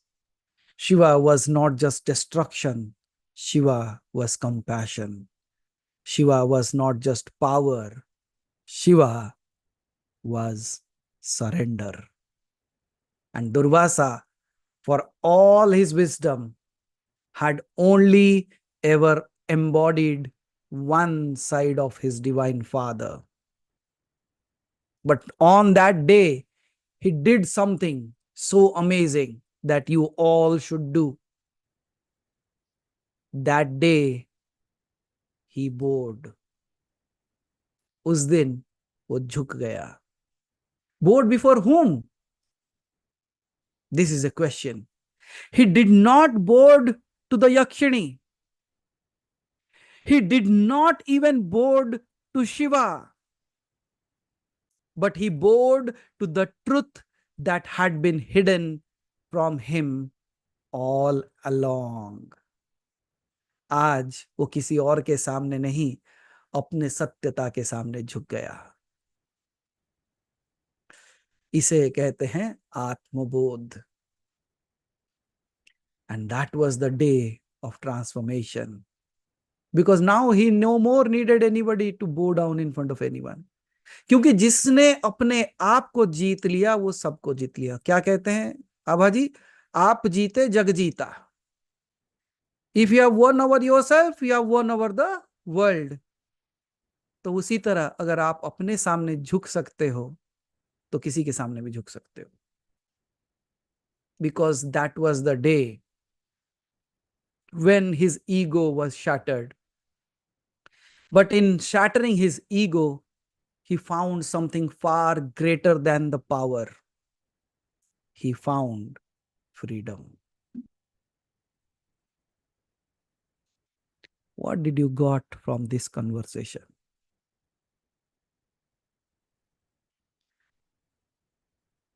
Power without freedom and freedom without power are like only using one side of the coin. Creating that balance is something that we all have to learn. Shall I continue? But I told something before I started. I said, listen to the story very carefully because after that I'm going to ask questions.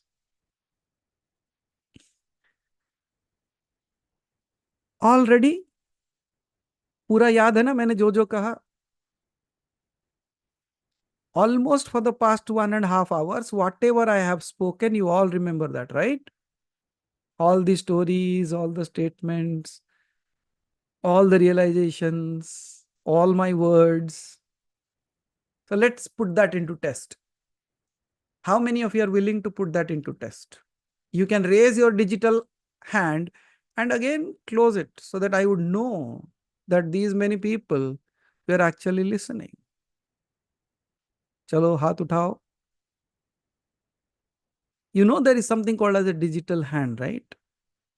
Okay, so Alivaji has raised her hand, Rajanji. These are good students, you see. Usha जी ढूंढ रहे हैं, वो हाथ नहीं मिल रहा उनको.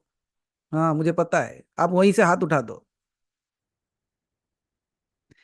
What about others? Only 3-4 people just raise their hand. What about others? सो रहे थे क्या? या परीक्षा से डर गए? अरे मूवीज में भी कहते हैं जो डर गया वो मर गया, जो जाग गया वो घर गया.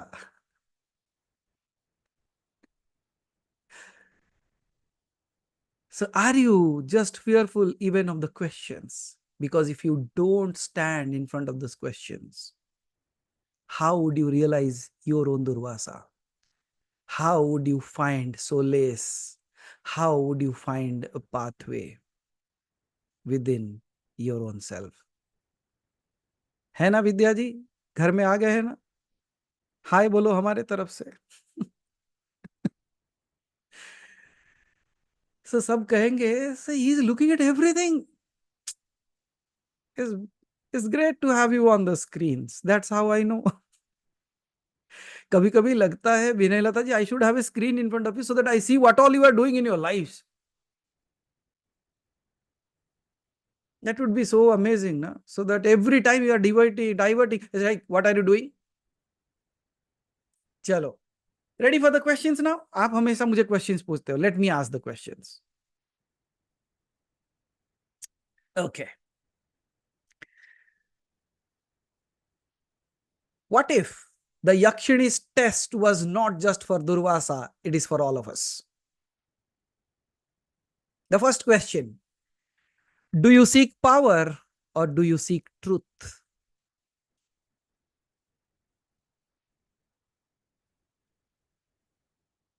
Do you seek power in the sense, कई बार यह प्रश्न आता है कि मैं कहां तक पहुंचा हूं अभी तक. How to know that? In one way or other the question is, क्या मैं आगे बढ़ रहा हूं?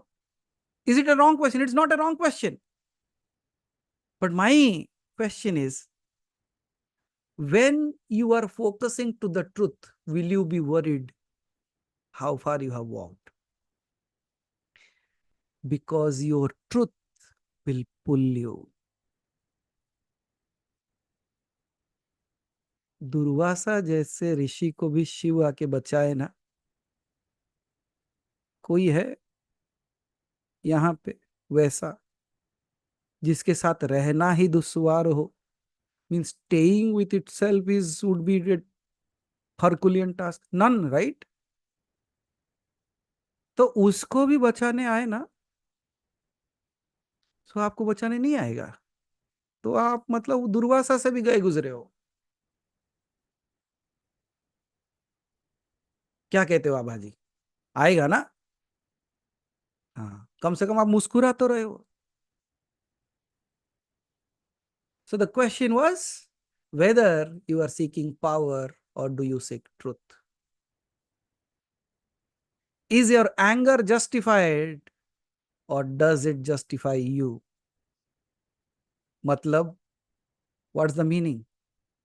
Whenever, however, I become angry, is it really needed? or because of my ignorance, it is defining me. That I am filled with that. That's why it is coming out. And this realization should be something which I should be working on. Make sense? And then the next question was, are you living in dharma or in the illusion of control? क्या मैं धर्म के मार्ग में चल रहा हूं या धर्म के नाम पे ढोंग कर रहा हूं? You might have seen many. You might have met many. And then comes when we all demand that the world should change and surrender to my will. But have you surrendered yourself?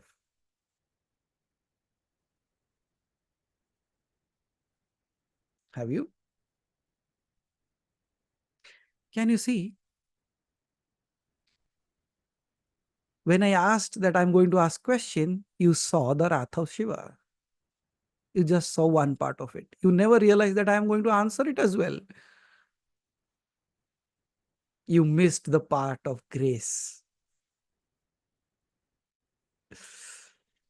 जैसे राजन जी कहते, if I have created, I have to extinguish it. अगर आग मैंने लगाया है तो बुझाना मेरा काम है. Okay? Shall I move? Because there are still lots of stories to be shared. Lots. Shall I do a marathon and complete it within the next 25-30 minutes? Is it okay? क्योंकि मुझे पता है 7 बजते ही ब्रेकफास्ट की घंटियां बजने लगती है. So shall I continue? Still okay? Okay, good. Wow. So from this story that we heard of the Yakshini, the conversation between Yakshini and Durvasa, it is actually, if I sit and write it down, the entire thing that got downloaded, the entire discussion. Because on Saturday itself, when I was talking to you, that very moment something came. That was like a conversation going on within me. And that very moment I said, I'm going to do a session on Durvasa.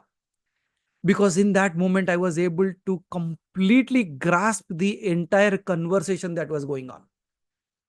And I just brought it out in this small little form.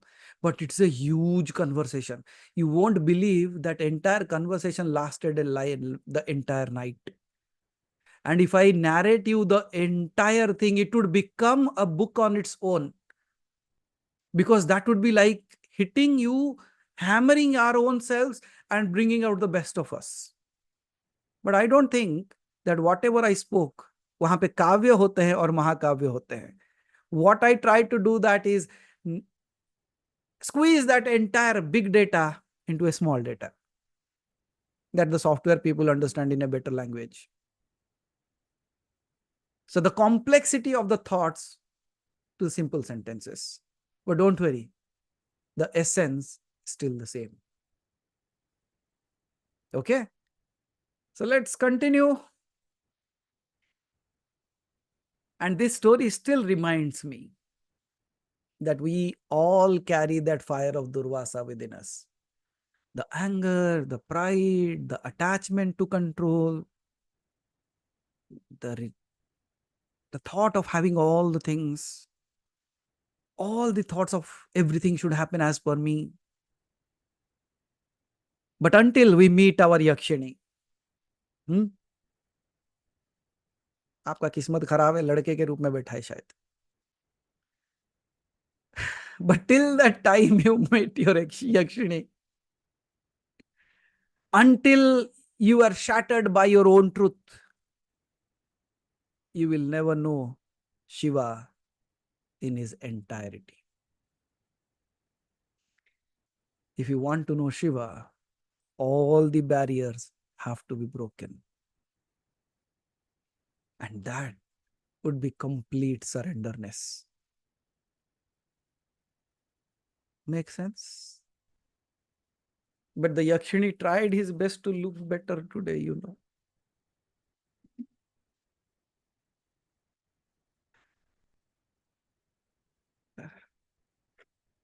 Feel good, right? But let us find out the deeper essence that was hidden within the Yakshini itself. Because the Yakshini symbolizes the divine feminine energy that balances the raw force of Shiva. She is Shakti, the realization that Shiva's power without surrender is incomplete. Here, Durvasa represents every seeker who mistakes intensity for enlightenment. The journey of Durvasa teaches us that, again, few things to be ingrained in our own selves, some things that should be written, remembered forever. And they are: ego wears the mask of righteousness. Be careful which voice you obey. True surrender is not defeat, it is transcendence. Anger can be a tool, use it, but it should never become the master. The divine power is not in curses or control, it is in absolute stillness. Shall I post all these statements? Ah, ना अब कितना याद रखता था मैं, अच्छा हुआ ये बोल दिए कि कम से कम पोस्ट कर दो, इसका एक प्रिंट आउट निकाल के रख दो 2 दिन के लिए, so that it helps me in self development. फिर 2 दिन के बाद वो सेल्फ के ऊपर रखा रहेगा and it would be called as self development rather than self development. कितने किताबें, कितने कहानियां, सब लेके सेल्फ के ऊपर रखे, सोचे थे कि सेल्फ डेवलपमेंट होगा, लेकिन अब जो हो रहा है बस सेल्फ डेवलपमेंट हो रहा है, सेल्फ ग्रो होते जा रहा है, उसके ऊपर लादते जा रहा हूं मैं बस. Don't worry, I will add to your self, if not self. I'll post that. Okay? Ah, right. दयावान करुणावान नहीं, दया के सागर, और आपने सिर्फ मेरा गुस्सा देखा था. Okay. So there comes. Let me continue. Let me ask one question for all of us. What is the one thing you hold on to, thinking that it is your strength, when in truth, it is the only thing that is keeping you away from the divine? Ask yourself, because until you do, your Yakshini is still waiting. वो क्या है जिसको मैं अपनी शक्ति मान बैठा हूं, वो क्या है जिसको मैं अपना मान बैठा हूं, वो क्या है जिसको मैंने पकड़ रखा है, और उस वजह से मैं अपने दिव्यता से दूर हूं.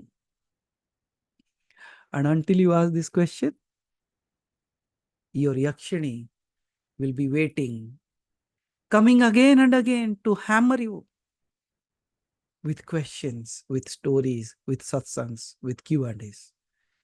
वो आता रहेगा. कब तक?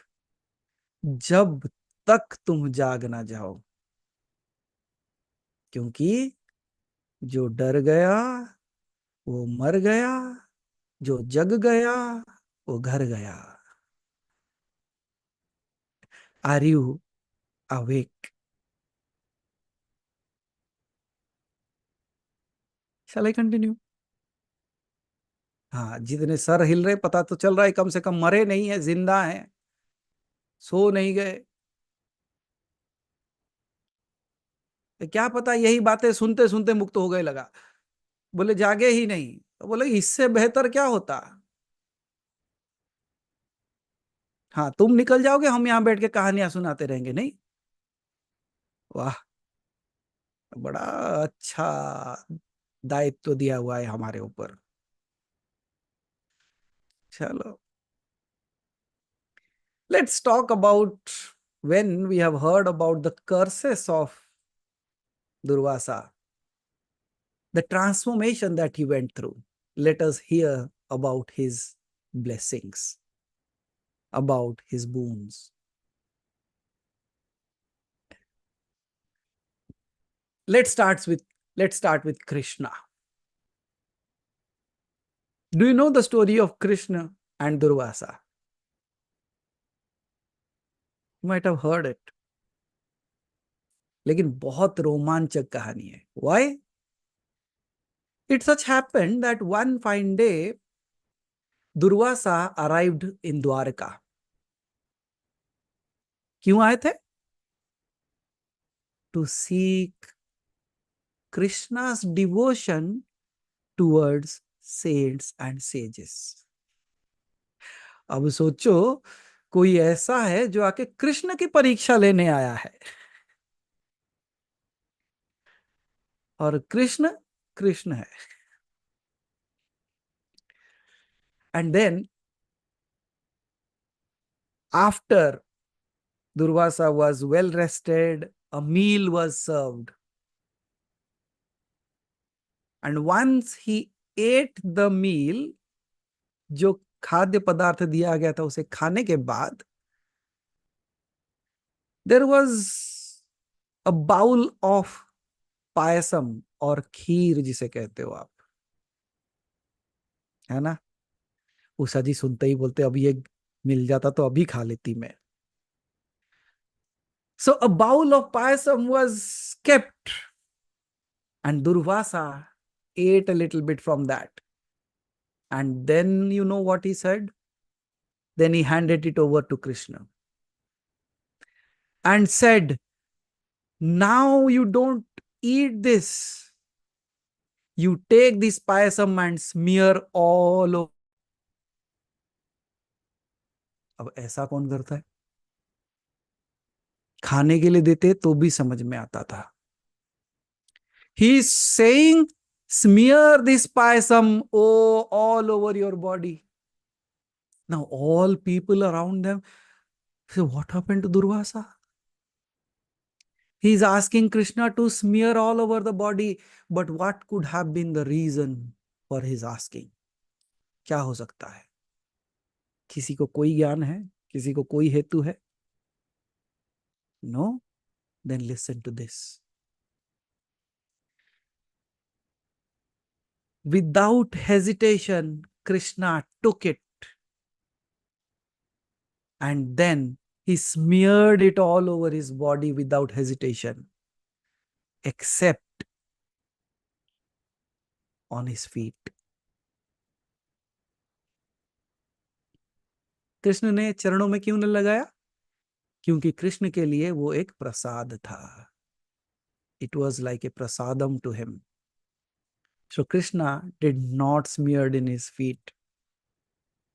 But what Durvasa said by that time would brought a great realization to all of us, and a bigger story would unfold.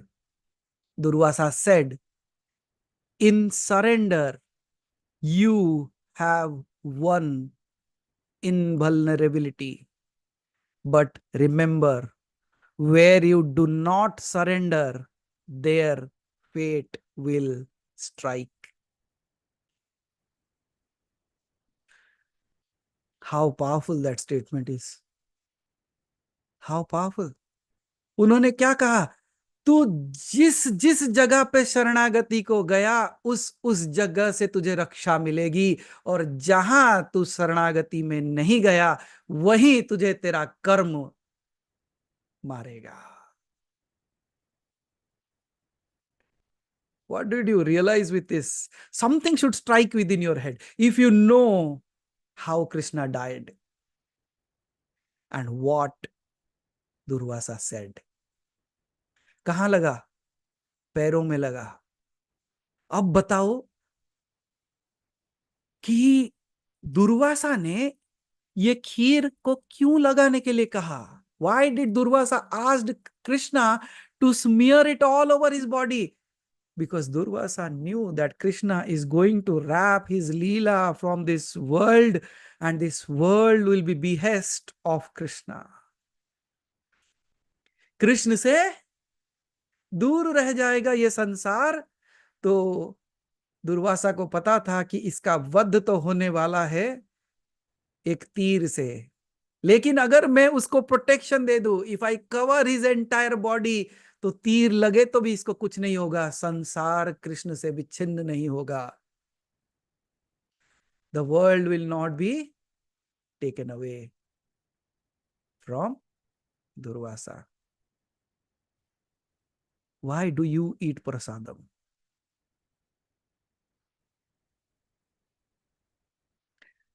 When you take prasadam and try to smear it, you will definitely not smear in your feet. But when you eat the prasadam, by default, it is transformed into all your body. And you get the divine protection. समझ आया? कि नहीं तो कल कोई पूछेगा, अगर कृष्ण ने लगाया, अगर मैं भी लगा दूं तो? लगा लो. लगाने के लिए तो भस्म है, चंदन है, लगाओ. और अगर नहीं लगा सकते, if you cannot smear it, then eat the prasadam, thinking that this divine energy is going to protect me from everything. तब क्या होगा? And did you realize even Krishna knew that I have to close the drama. और ये मेरी परीक्षा नहीं, मुझे रक्षा करने आया है. कभी कभी परीक्षा आपकी रक्षा के लिए होती है. At times the tests are taken to save you, not to push you. And Krishna being Krishna, he said, मैं भी देखता हूं तो क्या प्रोटेक्शन देता है मुझे. And he left willingly, intelligently. And the rishi could not say that anything, because वो कहेगा ये आपका प्रसाद मैं पैर में कैसे लगाऊं. ऋषि ने उसे बचाना चाहा, कृष्ण अपना काम कर गया. Did you saw how the divine knows way out? अगर मैं कहूं कि माया भले ही आपको चारों दिशा से, हर दिशा से आपको घेर ले, even if Maya smears herself all around you, the divine will still find a way. Are you willing to surrender? See how beautiful things are there in our culture which we never speak of. We only look at certain beings and we say, Durvasa, oh my God, कभी मत सोचना उनके बारे में. इंद्र, ओ Shanidev, oh my God. Narad, बात ही मत करो उसका. Did you saw the greatness that was hidden from all of us? Shall I continue? Wow. आज कहानी बड़ी अच्छी जा रही है. And we all know that years later, a single arrow to Krishna's foot marked his end to the divine play on this earth. उन्होंने अपने शाश्वत शरीर का त्याग किया. Means the body that was taken from this earth was sent away. And we all know the story of Neel Madhav, then we all know the story of Jagannath, we all know what didn't burnt, and still it is there even in the physical form. Okay? That's how was the story of Krishna. And Durvasa. Then Durvasa and Kunti. Kunti, when she was young, innocent, once Durvasa came to their kingdom, and Kunti, with her unwavering devotion, she took care of Durvasa. Despite Durvasa getting angry again and again, she patiently did the services. She fed her, she took care of her. And finally, Durvasa was happy. And he gifted her a secret mantra. And when I speak of the secret mantra, this mantra comes from the Atharva Veda itself. It is still there. अगर आप अथर्ववेद पढ़ोगे तो आपको वो secret मंत्र पता चल जाएगा. वो सीक्रेट मंत्र किस लिए दिया गया था? Why was this secret mantra given? This secret mantra was to invoke celestial beings for प्राप्ति of a son. या तो संतान प्राप्ति के लिए, पुत्र प्राप्ति के लिए एक ऐसा मंत्र जिससे दिव्यता को प्रकाशित किया जाता है और वो दिव्यता के आशीर्वाद से आपके घर में एक बच्चे का जन्म होता है. That was the power of that mantra. And we all know when something comes to us, we want to test that, whether it is working or not, whether it is AC, remote, TV or whatever. आते ही हम पहले test करते हैं ना. So Kunti said, really? With this mantra, the divine will appear? Let me invoke. And we all know what happened. मंत्र किस लिए था? संतान प्राप्ति का. और उन्होंने क्या किया? सूर्यदेव को जागृत किया. अब सूर्यदेव आए तो क्या करेंगे? He gifted a son. And that son became, कौन बना वो? Karna. He became Karna. But we know like how Kunti, because she was not married, she has to let go of that son, and how the charioteer found it and he was named as Karna and all those things. That story we all know in Mahabharata. But this was one way when, by accepting the services provided by Kunti, he blessed rather than curses. Then comes another story of Draupadi. This is quite a story that actually two things come into play, and at times we say which one is correct. The story between Durvasa and Draupadi.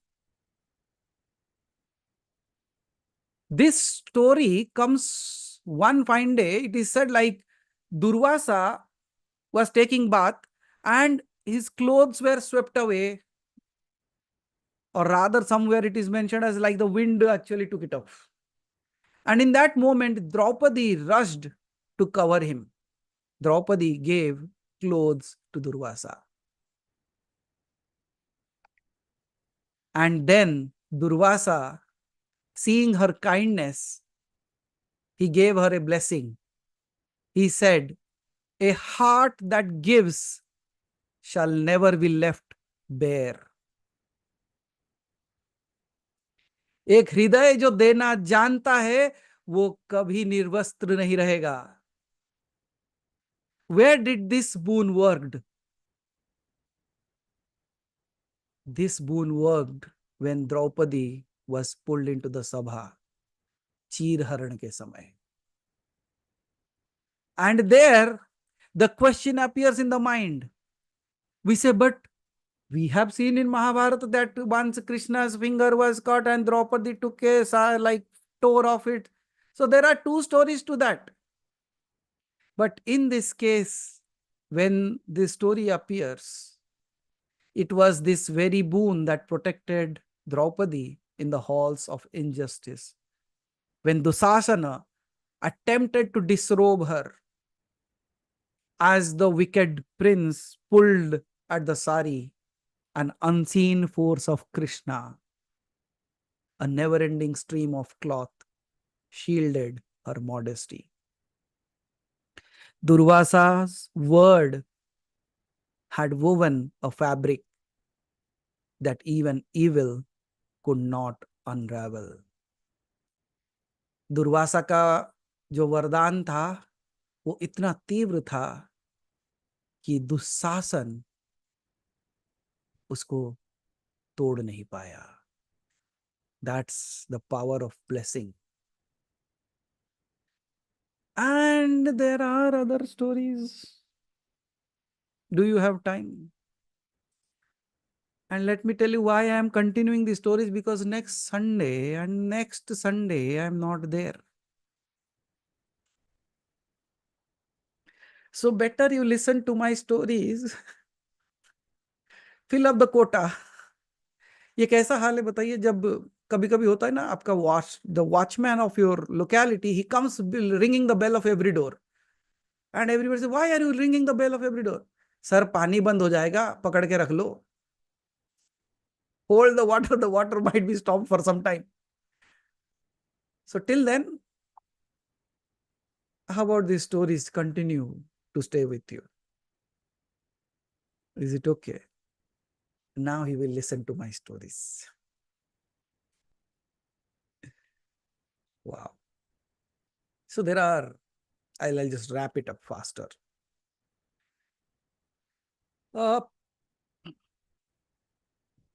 Some one story. So ये सारे कृष्ण के युग के हैं, तो द्वापर युग के हैं. त्रेता युग में जब राम, राइट, राम का जो युग था, the golden age of Ram, मतलब जब राम अयोध्या वापस आ चुके थे, उसके बाद वाली कहानी है.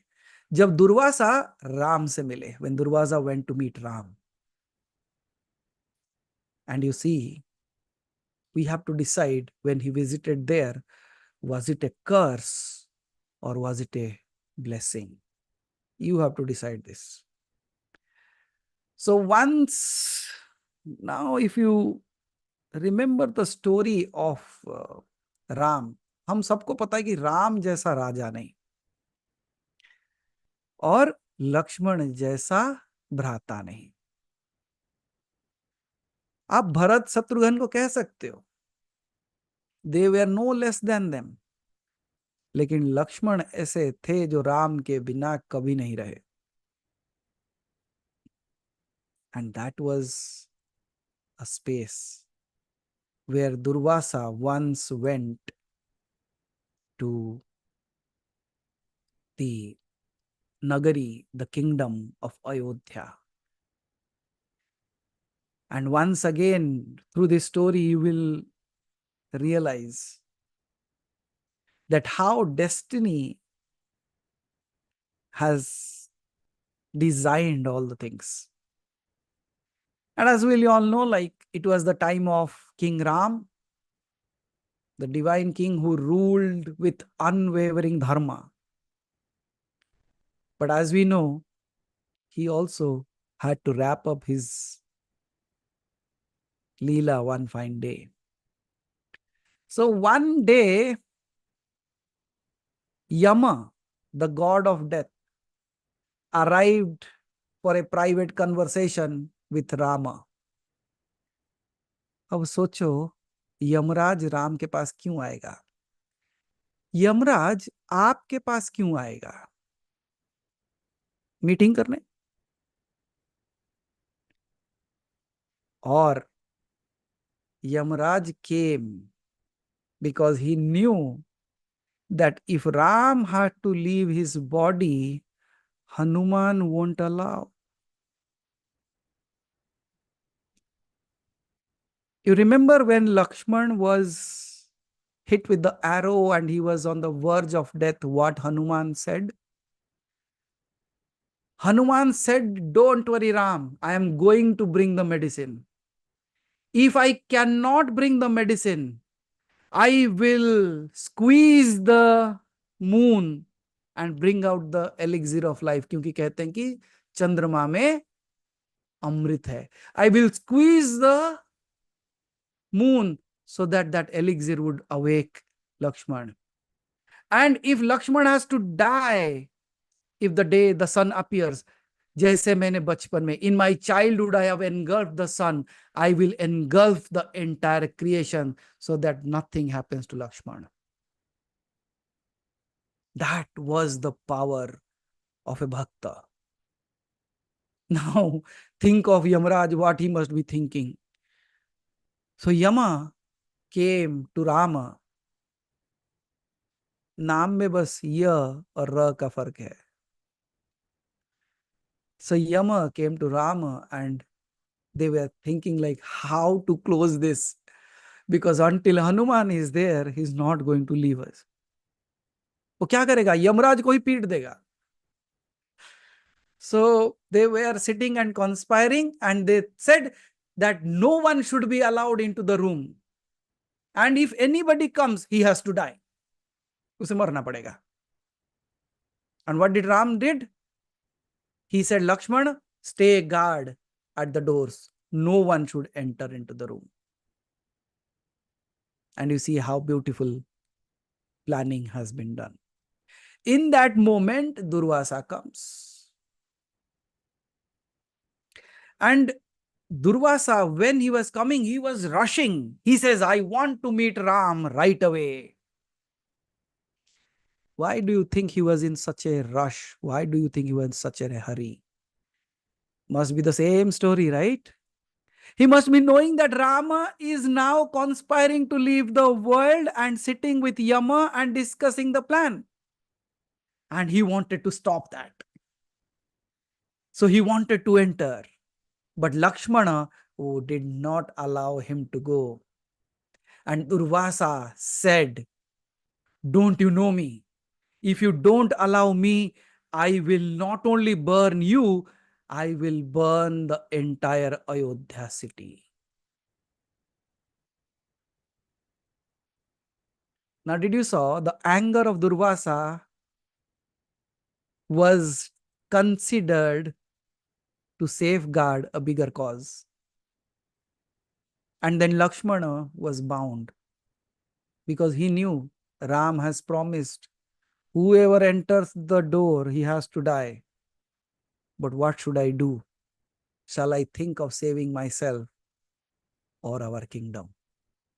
Because if I don't go inside, Durvasa would burn down the entire kingdom. And then Lakshmana went in, opened the doors. Ram stopped his conversation with Yama because I believe they saw the unfolding of what was going to happen. And Ram has given a promise that whoever enters has to die. And Lakshmana also knew that I have to die. But Ram's love for Lakshmana was so much that he cannot kill him. And then the Sabha was called, like, what to do? And then somebody suggested that although if you don't kill Lakshmana, if you just keep Lakshmana away from you, send him to exile, that would be equivalent to his death. सोचो कैसी परीक्षा है, ऐसी परीक्षा जो राम के सामने कभी नहीं आई थी. No exam as such has ever come in front of Ram. And Ram knew, yes, it would be equivalent to death of Lakshman. And without killing him, Ram said to Lakshman, go into exile. And what do you think Lakshman would have done? He knew that staying away from Ram is more than death. And then he walked into Sarayu river and left his body to merge in Ram forever. Did you saw like what kind of respect, what kind of relations are there? And somebody shared a beautiful image a few days ago. Someone from our group, I'm just forgotten. एक जगह पे हनुमान पहाड़ उठा के है, दूसरी जगह पे कृष्ण पहाड़ उठा के है. How beautiful, huh? At times, a bhakt lifts the mountain for the God, and at times, the God lifts the mountain for the bhaktas. कभी एक भक्त भगवान के लिए पहाड़ उठा लेता है, तो कभी भगवान भक्त के लिए पहाड़ उठा लेता है. कभी सुना है ऐसी कथाएं, कभी देखा है ऐसी बातें. कहीं पे भी किसी में इतना guts था that they write all these things, they never could even reach to that space. That's what Sanatana Dharma is all about. Even the God of the gods follows the rule.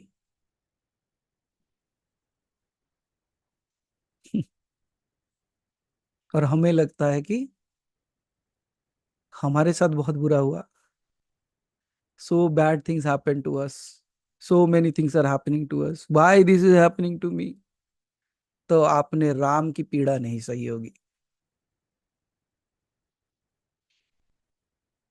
Wow. So that is how Lakshmana left his body. What happened next? Can Ram live without Lakshmana? And then you know the story of the ring, right? The ring was thrown into the crack of the earth. Hanuman went in search of that, and Ram also went to Sarayu.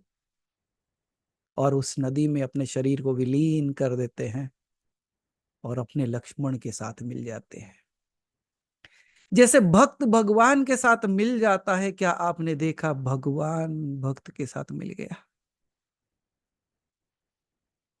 Did you realize that beauty? It is not a simple act. The devotee as Lakshmana left his body to merge with his God, and his God left his body to merge with his devotee. कहीं सुनी है ऐसी कथाएं? Nowhere. Nowhere. और हमारे युवा और हमारे लोग ज्ञानी ये प्रश्न करते हैं कि है क्या इसमें, है क्या इस धर्म में? 12 महीने में 13 पर्व मनाते हो, खर्चा करते हो, गाय बैल की पूजा करते हो, पहाड़ों की पूजा करते हो, नदी नालों की पूजा करते हो. क्या है ये पागलपंती? मूर्ति की पूजा करते हो, क्या है पागलपंती? पूछना एक बार उनसे. क्या तू अपने स्वरूप के बिना हो सकता है? Can you be there without your body? When you cannot exist even without your body, if I create something that fills that stone with my divinity, what's wrong? अगर तुझे मूर्ति से प्रॉब्लम है, तू अपनी काया मिटा के दिखा. Burn down your own self and still come and speak that why idol worship. Are you are worshiping that mortal body, and we are talking about the divinity. And that's where all of us should rise to this beautiful things. कहानी की तरह सुन लेते, उसका मर्म नहीं समझ पाते. अगर उसके गहराई में उतरे ना, यू वुड बी फिल्ड, और कहोगे कि मेरे भगवान ने मेरे लिए क्या क्या नहीं सहा, मेरे भगवान ने मेरे लिए क्या क्या नहीं किया. अगर मैं लक्ष्मण बन के राम से विरह के कारण मृत्यु को अपनाना चाहता हूं, तो क्या मेरा राम मुझसे विरह में रह सकेगा? If I am in pain in this world without the divine, can the divine be happy without me? रूप बदल के, रंग बदल के, कहानियों के माध्यम से, it comes to you in every form, trying to take you back home. Are you realising? कभी गुस्सा होके, कभी हंस के, कभी रो के, कभी गा के, कभी सुनाते हुए, कभी सिखाते हुए, कभी हाथ पकड़ के चलाता है तो कभी धक्का मार देता है. But all that is to take you back home. And many a times we complain, वो मुझे समझ नहीं पा रहा है, is not able to understand me, he has left me, he is not with me. अरे जब वो आपके साथ नहीं है, आप चल पाओगे क्या? Do you even have the strength to walk when he is not with you? अरे जिसके शक्ति से चलते हो उसी को नकार देते हो. With whose power you are even speaking, you are with that word you are saying he is not with you. अरे उसके सामर्थ्य से बात करते हो, उसकी शक्ति से देखते हो. कब दूर था आपसे वो?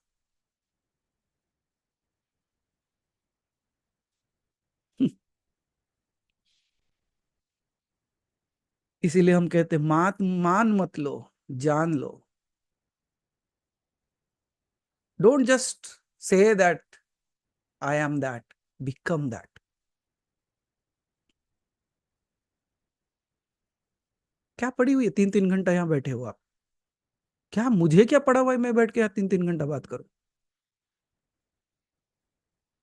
Now tell me if he has left you. And if it is not your idiot thoughts, then what it is? And I have all the rights to say that.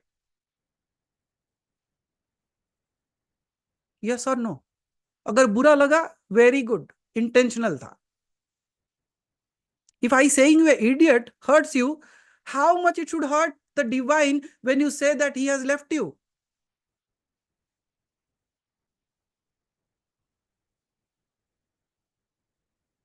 अब तो जाग जाओ. Awake. These stories are not stories. These are stories as a ringing bell for you. कितने alarm लगाऊं? कितने stories बोलूं? Don't worry, my stories are not ending. I still have a huge amount of them. But are you awakening into that? शायद हर एक कहानी एक बुलावा है. Every story is a wake up call. Every satsang is a wake up call. Might be sometimes shattering. Might be sometimes you cannot withhold your tears. Might be sometimes some happiness merges within you. Sometimes it's thought provoking. Whatever it is, it's all a calling. और मैं वही कहता हूं, जैसे मैंने book में लिखा था ना, the voice of the awakened souls cannot be heard by the sleeping ones. मेरे ये शब्दों का कोई मायने नहीं रखेगा जो सो रहा है. उसके कान में जू भी नहीं रेंगेंगे. वो कहते हैं ना, there would be no noise in his ears. But the ones who are ready to awake, they will awake and I will ensure they do.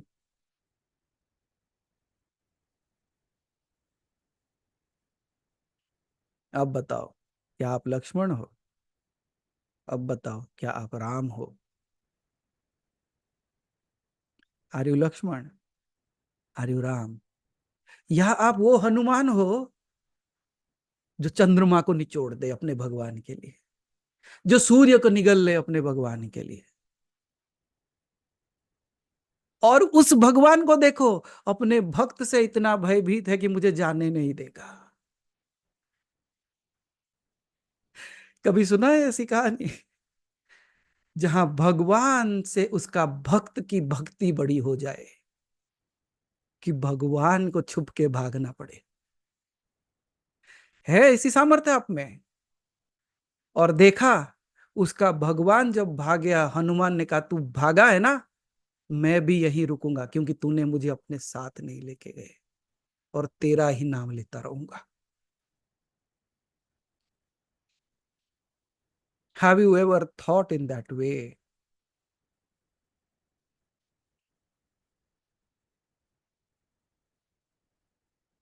कि जब तक तू मुझे लेके नहीं जाता तब तक मैं तेरा नाम लेता रहूंगा।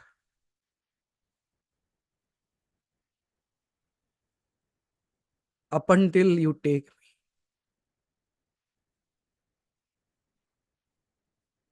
I'll keep taking your name.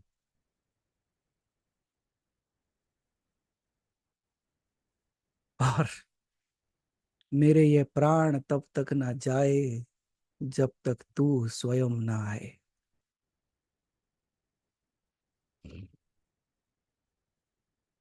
This is our learning.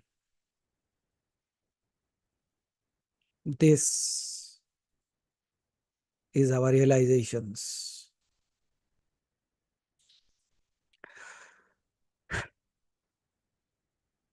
क्या सुनाई देगा इस कहानियों से किसको?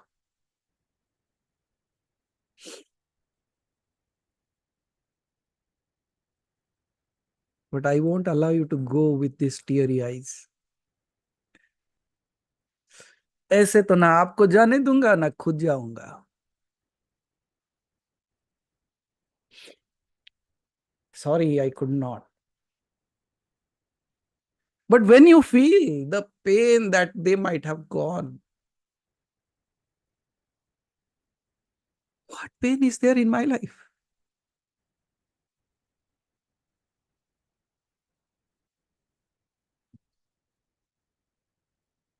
सब कुछ दिया है उसने, फिर भी रोता हूं। Everything has been given. Why I'm still crying? क्या नहीं दिया बताओ? घर है ना रहने के लिए, खाने के लिए खाना मिल जा रहा है ना, अच्छे कपड़े पहन लेते हो ना। मैं ये सब की बातें नहीं कर रहा हूं, उसका नाम ले पाते हो ना, दैट्स इनफ। भले ही मेरे से मेरे कपड़े छूट जाए, मुझे खाना ना मिले, मेरा घर छूट जाए, उसका नाम नहीं छूटना चाहिए।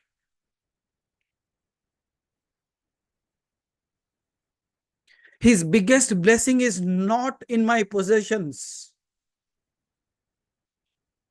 His biggest blessing on me is I am able to talk about him. I am able to take his name. I am able to experience him in me. ये उसका सबसे बड़ा आशीर्वाद है। And if that is his blessing, will I just waste it in this life? क्या मैं अपने इस जीवन को वैसे ही नकार दूं? क्या मैं अपने अपने जीवन को बस ऐसे ही बहा दूं?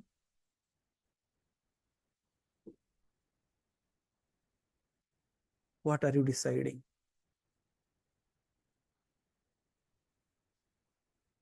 And I don't know from where I always get the rhyming words. What are you deciding? Where are you residing?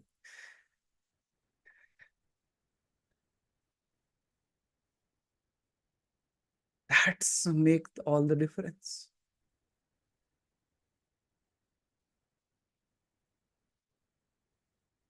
इससे कोई फर्क नहीं पड़ता मैं कोई घर में हूं या कोई गुफा में,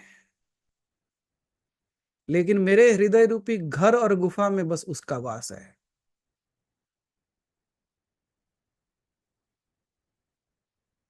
और इसीलिए उसी के नाम से मेरा हर एक श्वास है। और एक ना एक दिन मैं उससे मिलूंगा, ये मुझे पूर्ण विश्वास है।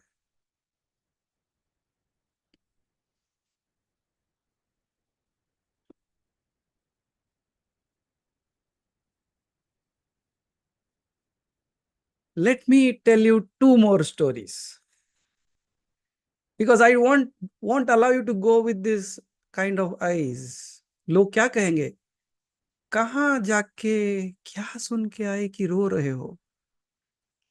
हम तो सुने थे कि लोग सत्संग जाके नाचने लगते हैं। या I was deciding something, I would conduct one day of satsang, might be in physicality, online करना मुश्किल होगा थोड़ा, but on that day there would be only kirtan, खाली गाने बजेंगे और आप नाचोगे, कुछ और नहीं होगा उस दिन, नथिंग, ओनली डांस। हाँ, जिनको नाचने से डर लगता है वो कृपा करके ना आए, और जो मन के अंदर नाचते हैं वो तो बिल्कुल ना आए, वो दूर से कैमरा ऑन करके देख ले। My goodness. चलो, so two more stories, is it okay? Another 10 minutes. अब उषा जी बोलते, बाप रे, मैंने चाय भी नहीं पिया, अभी जो कॉफी पिया था वो भी उतर गया, अब तो नींद आने लगेगा। अब सरोजिनी जी बैठ के सोच रहे होंगे, इतनी कहानियां सुना दी, मुझे कुछ समझ में नहीं आया, लेकिन 2 गाने मैं तो पक्का गाने वाली हूं आज। So two more stories, okay?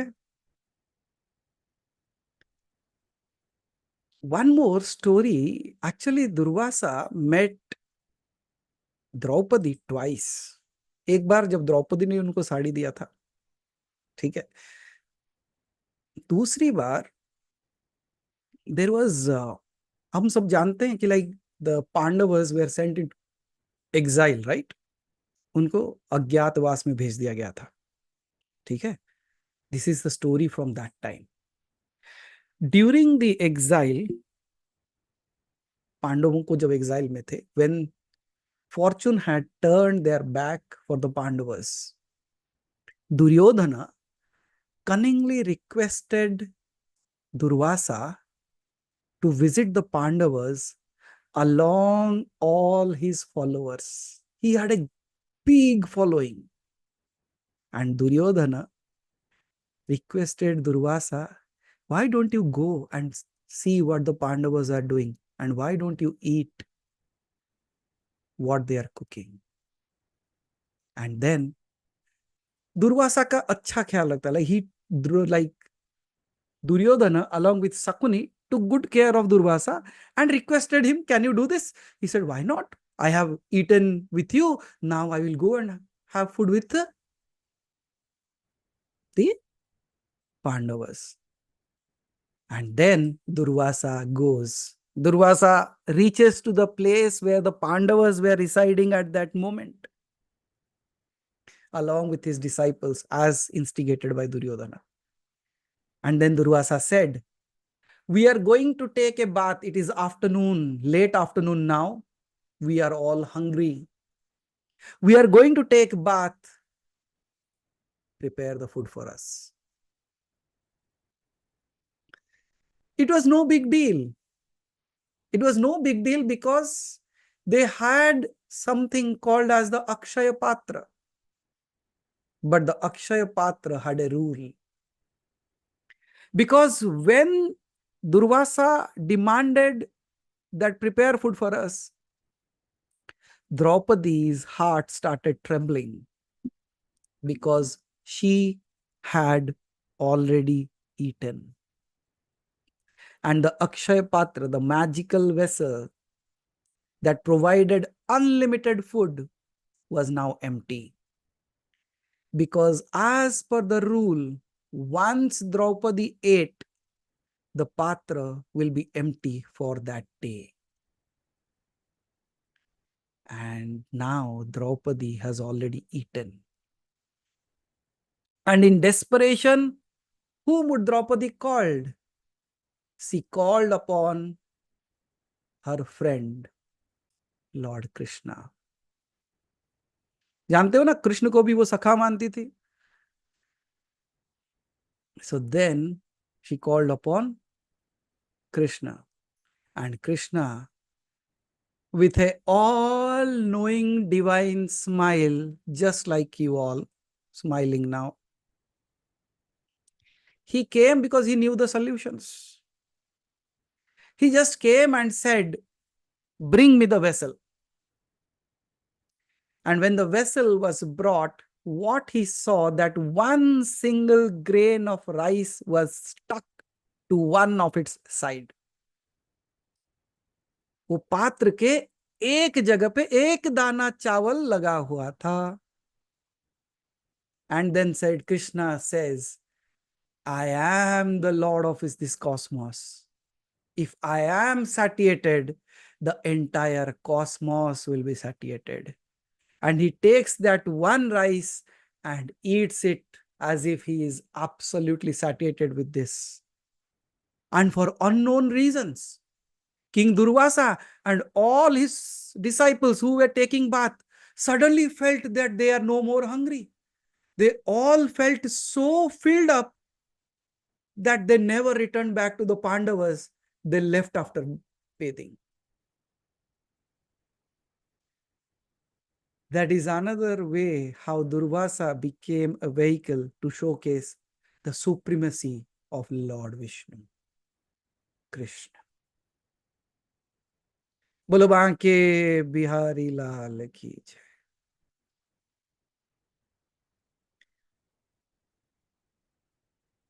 Yes, Hari bhai, no problem. And then the final story. ये स्टोरी शायद बहुत कम लोगों को पता होगी. I am not sure if Preeti ji और is there or not today. So I'm going to narrate the story. Do you know that Swami Narayan? You all know Swami Narayan? You heard of him? Neelkant Varni? Do you know that Swami Narayan took avatar because of a curse given by Durvasa? If he would not have cursed, Swami Narayan would not have walked on this planet. And he would not have became the source of liberation for so many souls across the globe. We all know like the kind of temples that are built on him, his names. The New York City, in the Abu Dhabi, Dubai, in I think like in Dallas or where they have created a big temple right now, right? And now amazing spaces. So that was also a because of one of the curses given by Durvasa, which in turn became a blessing. New Jersey, thank you. So the temple in New Jersey. Navneet ji had been a very active personnel in that, like he keeps on doing seva. That's why I was seeking whether they are there or not. क्योंकि जो स्वामी नारायण के followers हैं वो सेवा करते हैं किसी भी तरीके से. They will go and devote time to do something or other. So now with this final story of Swami Narayan's birth,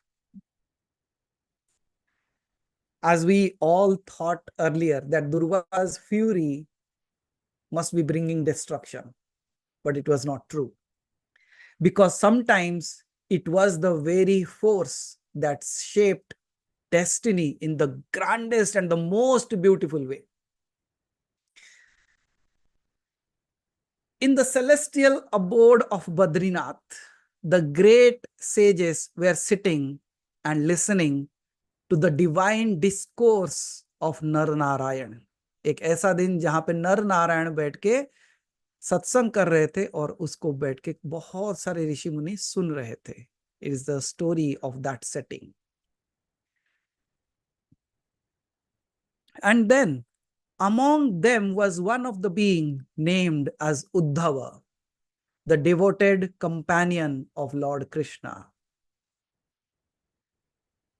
But even in such a sacred gathering, a mistake was made. When Durvasa arrived, nobody looked at him. They somehow ignored. And then, when nobody looked at Durvasa, that ignited the anger and the storm within Durvasa. And he said, "You who sit here, जो कोई भी यहां बैठा, you who sit here drowned in knowledge, have dared to ignore me. You shall all be born as mortals and suffer the pains of earthly beings." See, कुछ भी गुस्सा दिला सकता है. But that in turn became a blessing. And then, by listening to this, all the sages fell at the knees, pleading for mercy from Durvasa. And at that time, Dharma and Bhakti, who were the embodiments of virtue, they also stepped forward and said, O sage, if your curse must come to pass, then grant us a blessing that Narayan himself will take birth to guide us through this suffering. Durvasa, once his anger cooled, he said, so be it. Narayan को आना पड़ेगा तुम्हारे उद्धार के लिए. Thus it is believed that the divine incarnation of Swami Narayan was born, a being who was absolutely destined to uplift countless souls, all because of his sage's unrelenting fury.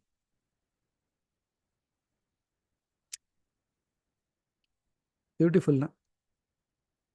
At times, the curses became blessings. And we are almost done. Now, I just leave you with this. And you remember all that was talked today. Because Durvasa was not a mere dispenser of curses and blessings. He was a living force of karma. His anger was never blind. His grace was never unearned. Because fate is not punishment. It is simply truth revealing itself, pushing us towards our path, towards my home, towards my divinity. And finally, a few things to ponder upon, to think upon. Do we respect what is given, or do we discard it in arrogance? Do we mock wisdom, or do we bow before it? Do we take love for granted, or do we cherish it in every breath? Just like his curses were not punishments, his boons were not rewards, they were reflections, revealing to each soul the truth they needed to see. And his rage was not destruction, it was purification. His wrath was not random, it was a test of humility. His presence was not to instill fear, but to uphold dharma. Just like fire burns away all the impurities and lightning strikes to restore balance, Durvasa's anger was a divine instrument that removed arrogance, falsehood, and spiritual complacency. Now the question is, when life strikes at us, is it a boon or a curse? How do you take that? And let us learn, anger is not inherently evil. Because when anger is directed towards the higher purpose, it becomes a force of transformation rather than destruction. And this world needs both compassion and strict discipline. Because there were sages like Vashishta, who represented absolute gentleness, and Durvasa represented the fire that kept dharma from being compromised. Because divine anger is the guardian of cosmic order.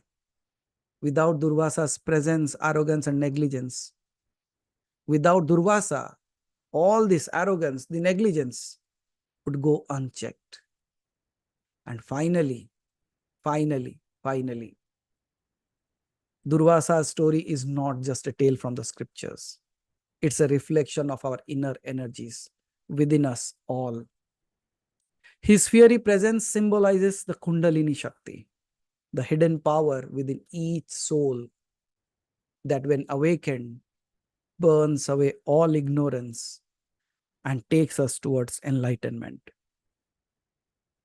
And to close it, the birth of Durvasa is not just an event, it is a reminder that even the most intense energies have a purpose. And when channeled correctly, they lead to transformation and transcendence. And now the final story for you, and now the final question for you. Sorry, there is no more story. Might be this question creates stories. And now, my dear seekers, ask yourself, if Durvasa stood before you today, what truth would he reveal about you? Would it be a curse or it would be a blessing? That choice, as it has always been, is yours. What do you choose?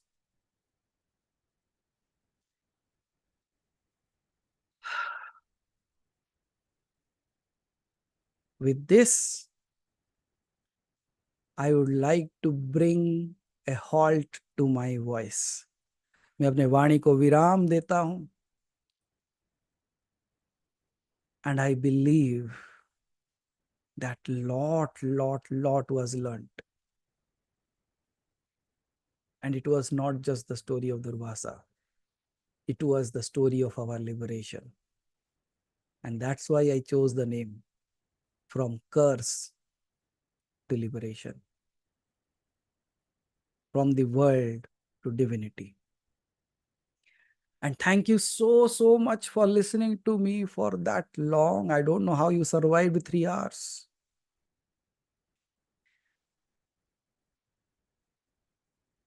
Or rather, my question would be not how you survived.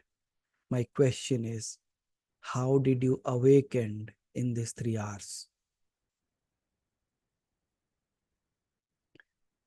Don't you think that even every one session is enough for liberation? Every session. Not even a session, one sentence. If the leaf has to fall, would you take the credit? Nana? So thank you for your time. Thank you for your efforts. Thank you for your sadhana. May you find your God. May your God find you. And without any doubt, Aham Brahmasmi. And Sarojini Garu कुछ कहना चाहते हैं. Yes, Sarojini Garu. Unmute. Yes. ఎప్పుడు try చేయండి. అవుతున్నాయి. Now she should be happy. She said, you are not speaking any Telugu, at least one word. I said, okay, let me tell one word. Yes. Maya.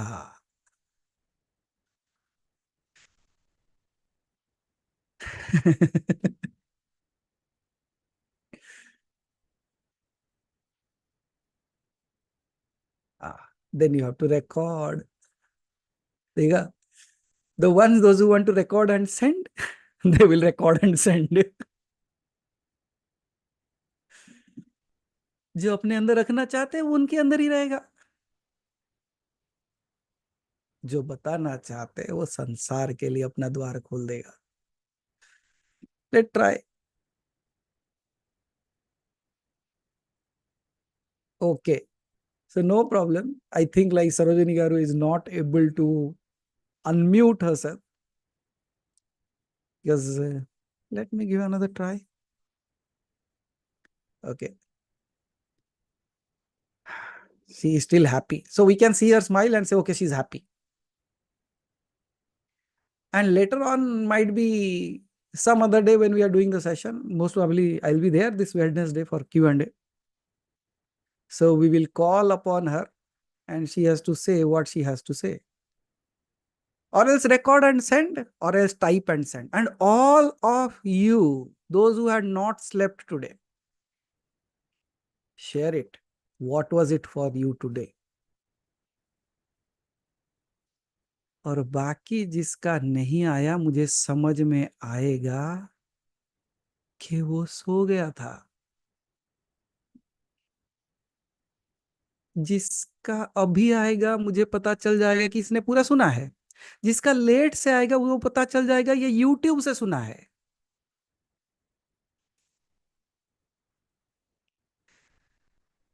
Okay, चलो.